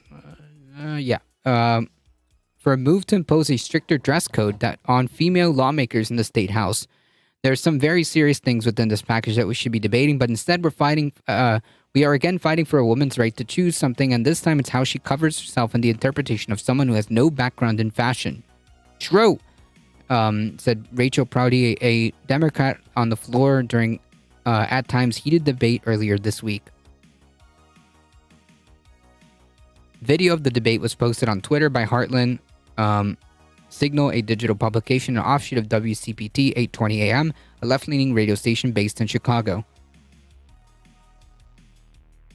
I want you all to pay particular attention because there's going to be times on this floor where there are things that should not require debate and comment. I contend that these are one of these things.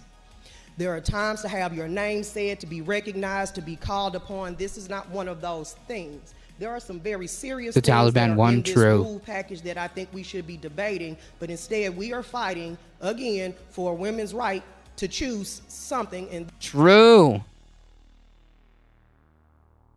Y'all Qaeda. This time is how she covers herself and the interpretation of someone who has no background in fashion, because again, and this isn't a shot, it's inappropriate to wear sequins before 5 o'clock, telling me that I can't wear a crispy good St. John sweater if it has too many buttons. I spent $1,200 on a suit and I can't wear it in the people's house because someone who doesn't have the range tells me that it's inappropriate. That's not why any of us were elected, Mr. Speaker. None of us. I urge us to vote no on this. What? because it's $1,200? Hold on, $1,200 suit? Jesus. ridiculous. And also, congratulations, I'll keep that to myself, to any of us who may be with child. You surely don't have enough or have the money off the salary that we make to go buy a bunch of new clothes or tailored clothes. And I hope that you're able to continue to wear your cardigan and vote on behalf of the people who sent you here. True.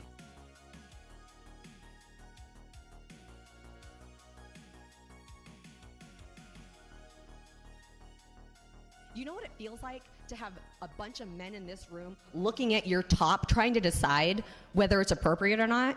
Are we going to have Dana be checking our tags for whether it's a knit blend or a polyester blend or a silk count? I mean, this is ridiculous. Lady, you're right. It is ridiculous. It is absolutely So why are you absurd doing it? that we even have to talk about it on the House floor. I agree. In So the why did you House bring it up? chamber. Why should we talk about something like this? True. It is absolutely ridiculous. You would You think, brought this you to would the think- floor, lady. You would tell me. think- You would think Uh, that all you would have to do is say, dress professionally, and women could handle it. You would think elected Who would think? officials could handle that. You would think, but No. we're walking around here in Men- sequins and velveteen, to men- the lady's point. So what is appropriate, and why do you get to decide? We need to get over the sequence. That's ridiculous. yeah.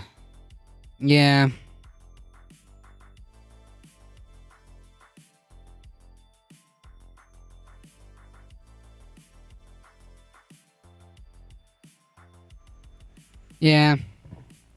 Is this Republicans again? Yeah, 100%. Only Republicans would literally go down this road. And like, there isn't like an incident where this needed to be brought up. Like, nobody dressed inappropriately for this to even be a thing.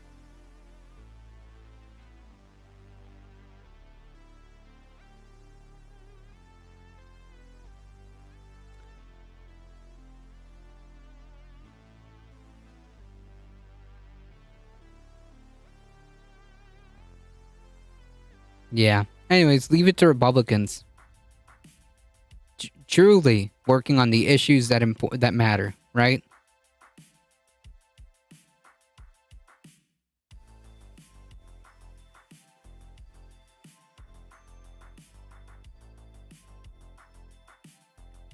Speaking of issues that matter, What reason the age of retirement?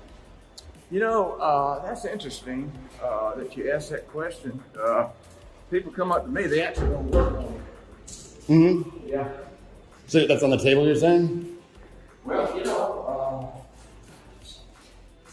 if people want to work on it, maybe you need to give them an incentive to do it. Okay. Yeah. That's a way to solve every one of these problems, by the way. I know, I know. And actually, grow wealth at the same time. Mm-hmm. Just take that right there. yeah. What reason the age of retirement? I mean, pretty much giving away the ball here, right?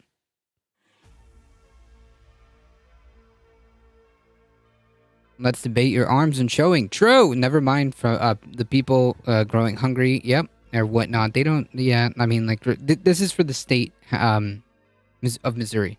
But yeah, they're not focusing on the real problems. Here we have Representative Rick Allen saying that, yeah, you know what? Maybe we should raise the age of retirement. You know? Fuck it, right?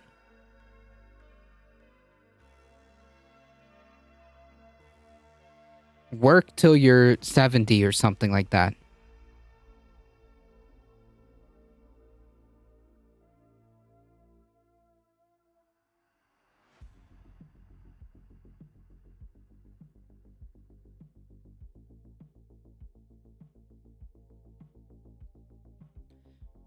Wyoming wants to phase out the sales of new EVs by 2035, coming off the back of like the fact that we just learned how much and how accurate ExxonMobil was at predicting the effects of their product would be. They knew since the 70s, knowing how pernicious fossil fuels are. Yeah, here we have Republicans in Wyoming. I mean, like, this is just an illustration that it's not just unique to one state or a fringe element here or there. This is the Republican Party. Just wild ideas. Anyways, Wyoming wants us to phase out the sales of new EVs by 2035. But brought to you by the party of small government too, right?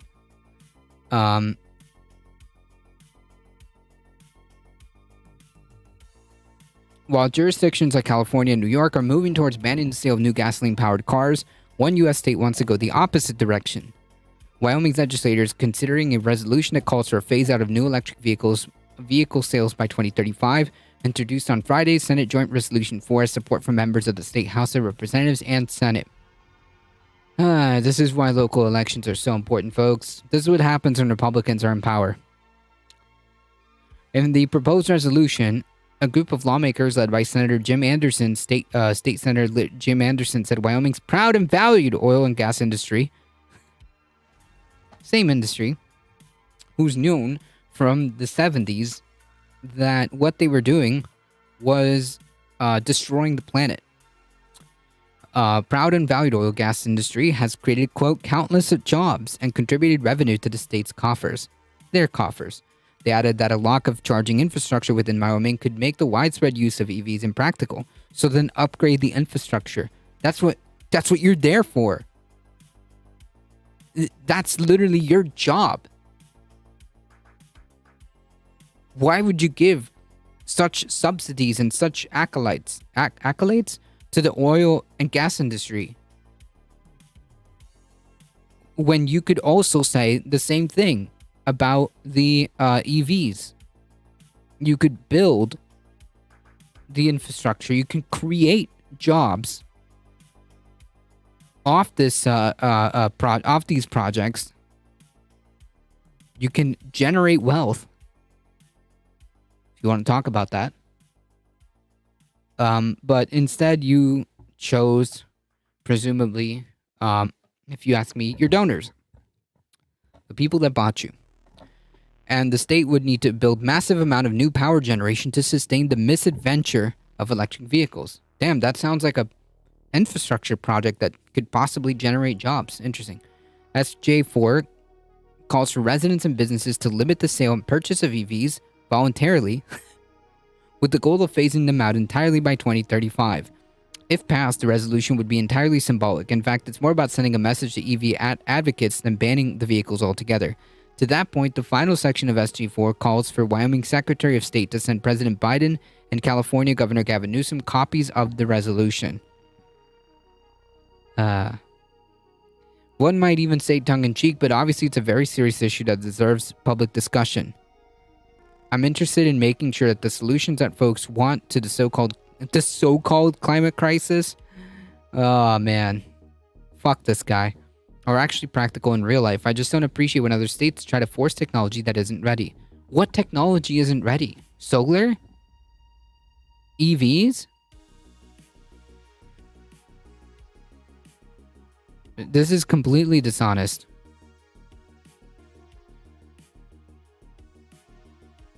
While the resolution has the markings of a political stunt, it does allude to genuine economic anxiety. Wyoming produced 85.43 million barrels of oil in 2021, making it the country's 8th largest crude oil producer that year.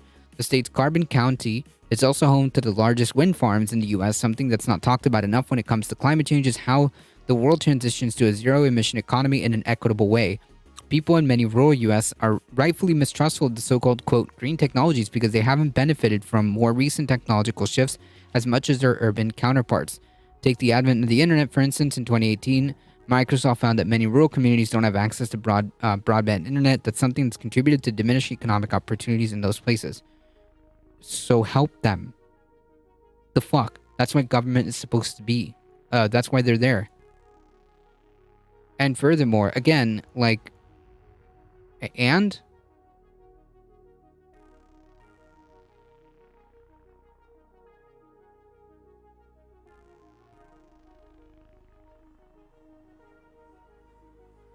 congrats, Wyoming. Congrats, Wyoming, to owning the libs. Cool.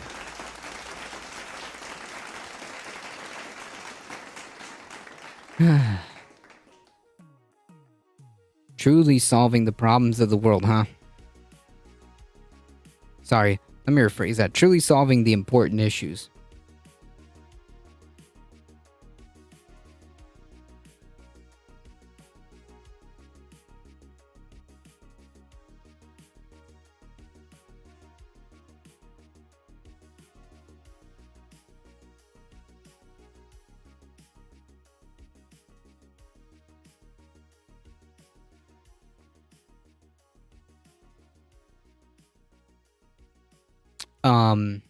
Right. Well, we are here. What's Now we're all set. There's our favorite breakfast taco. I am not a taco. You're a taco. I'm a burrito. Oh.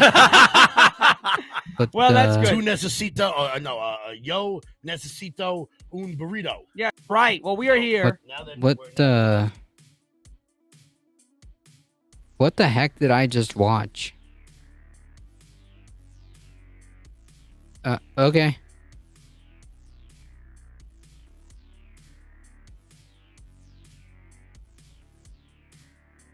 I mean, is that supposed to be like comedy?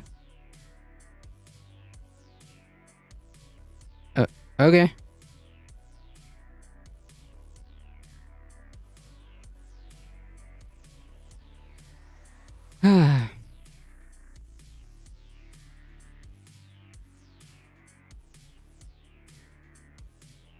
I mean, make no mistake, tacos or burritos are pretty good, but like,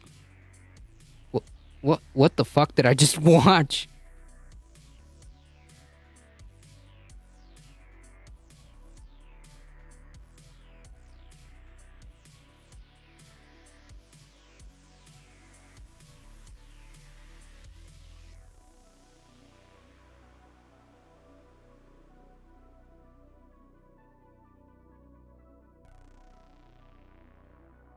Yeah, I'd like to know also. I have no idea.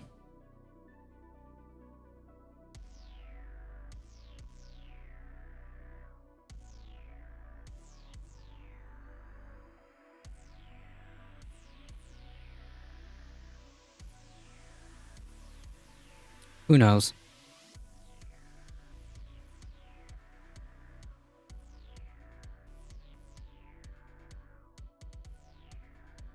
Anyways, folks, we did it. We got through all the articles of today.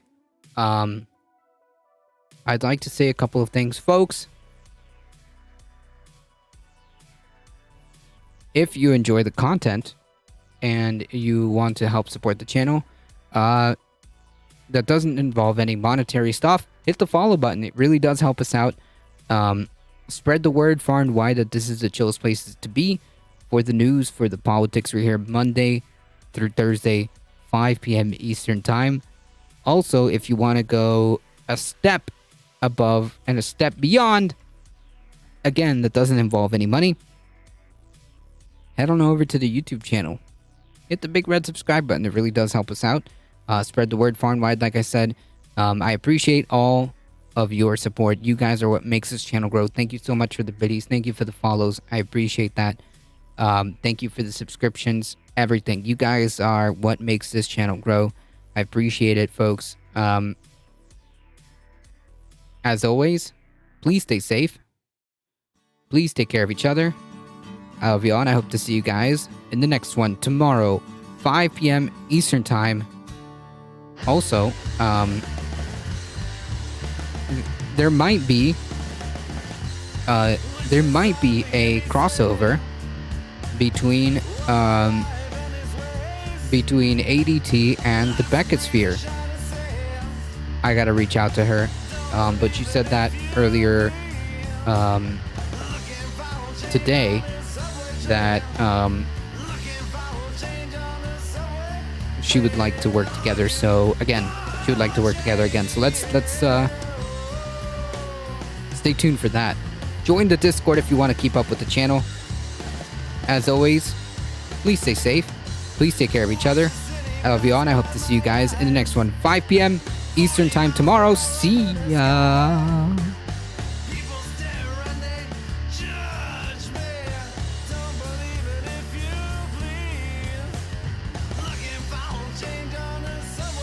Appreciate that, Michael Hassler. Yeah, there you go. Love the cat.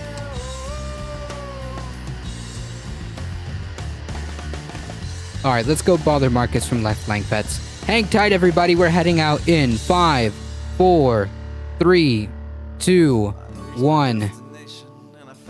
See ya.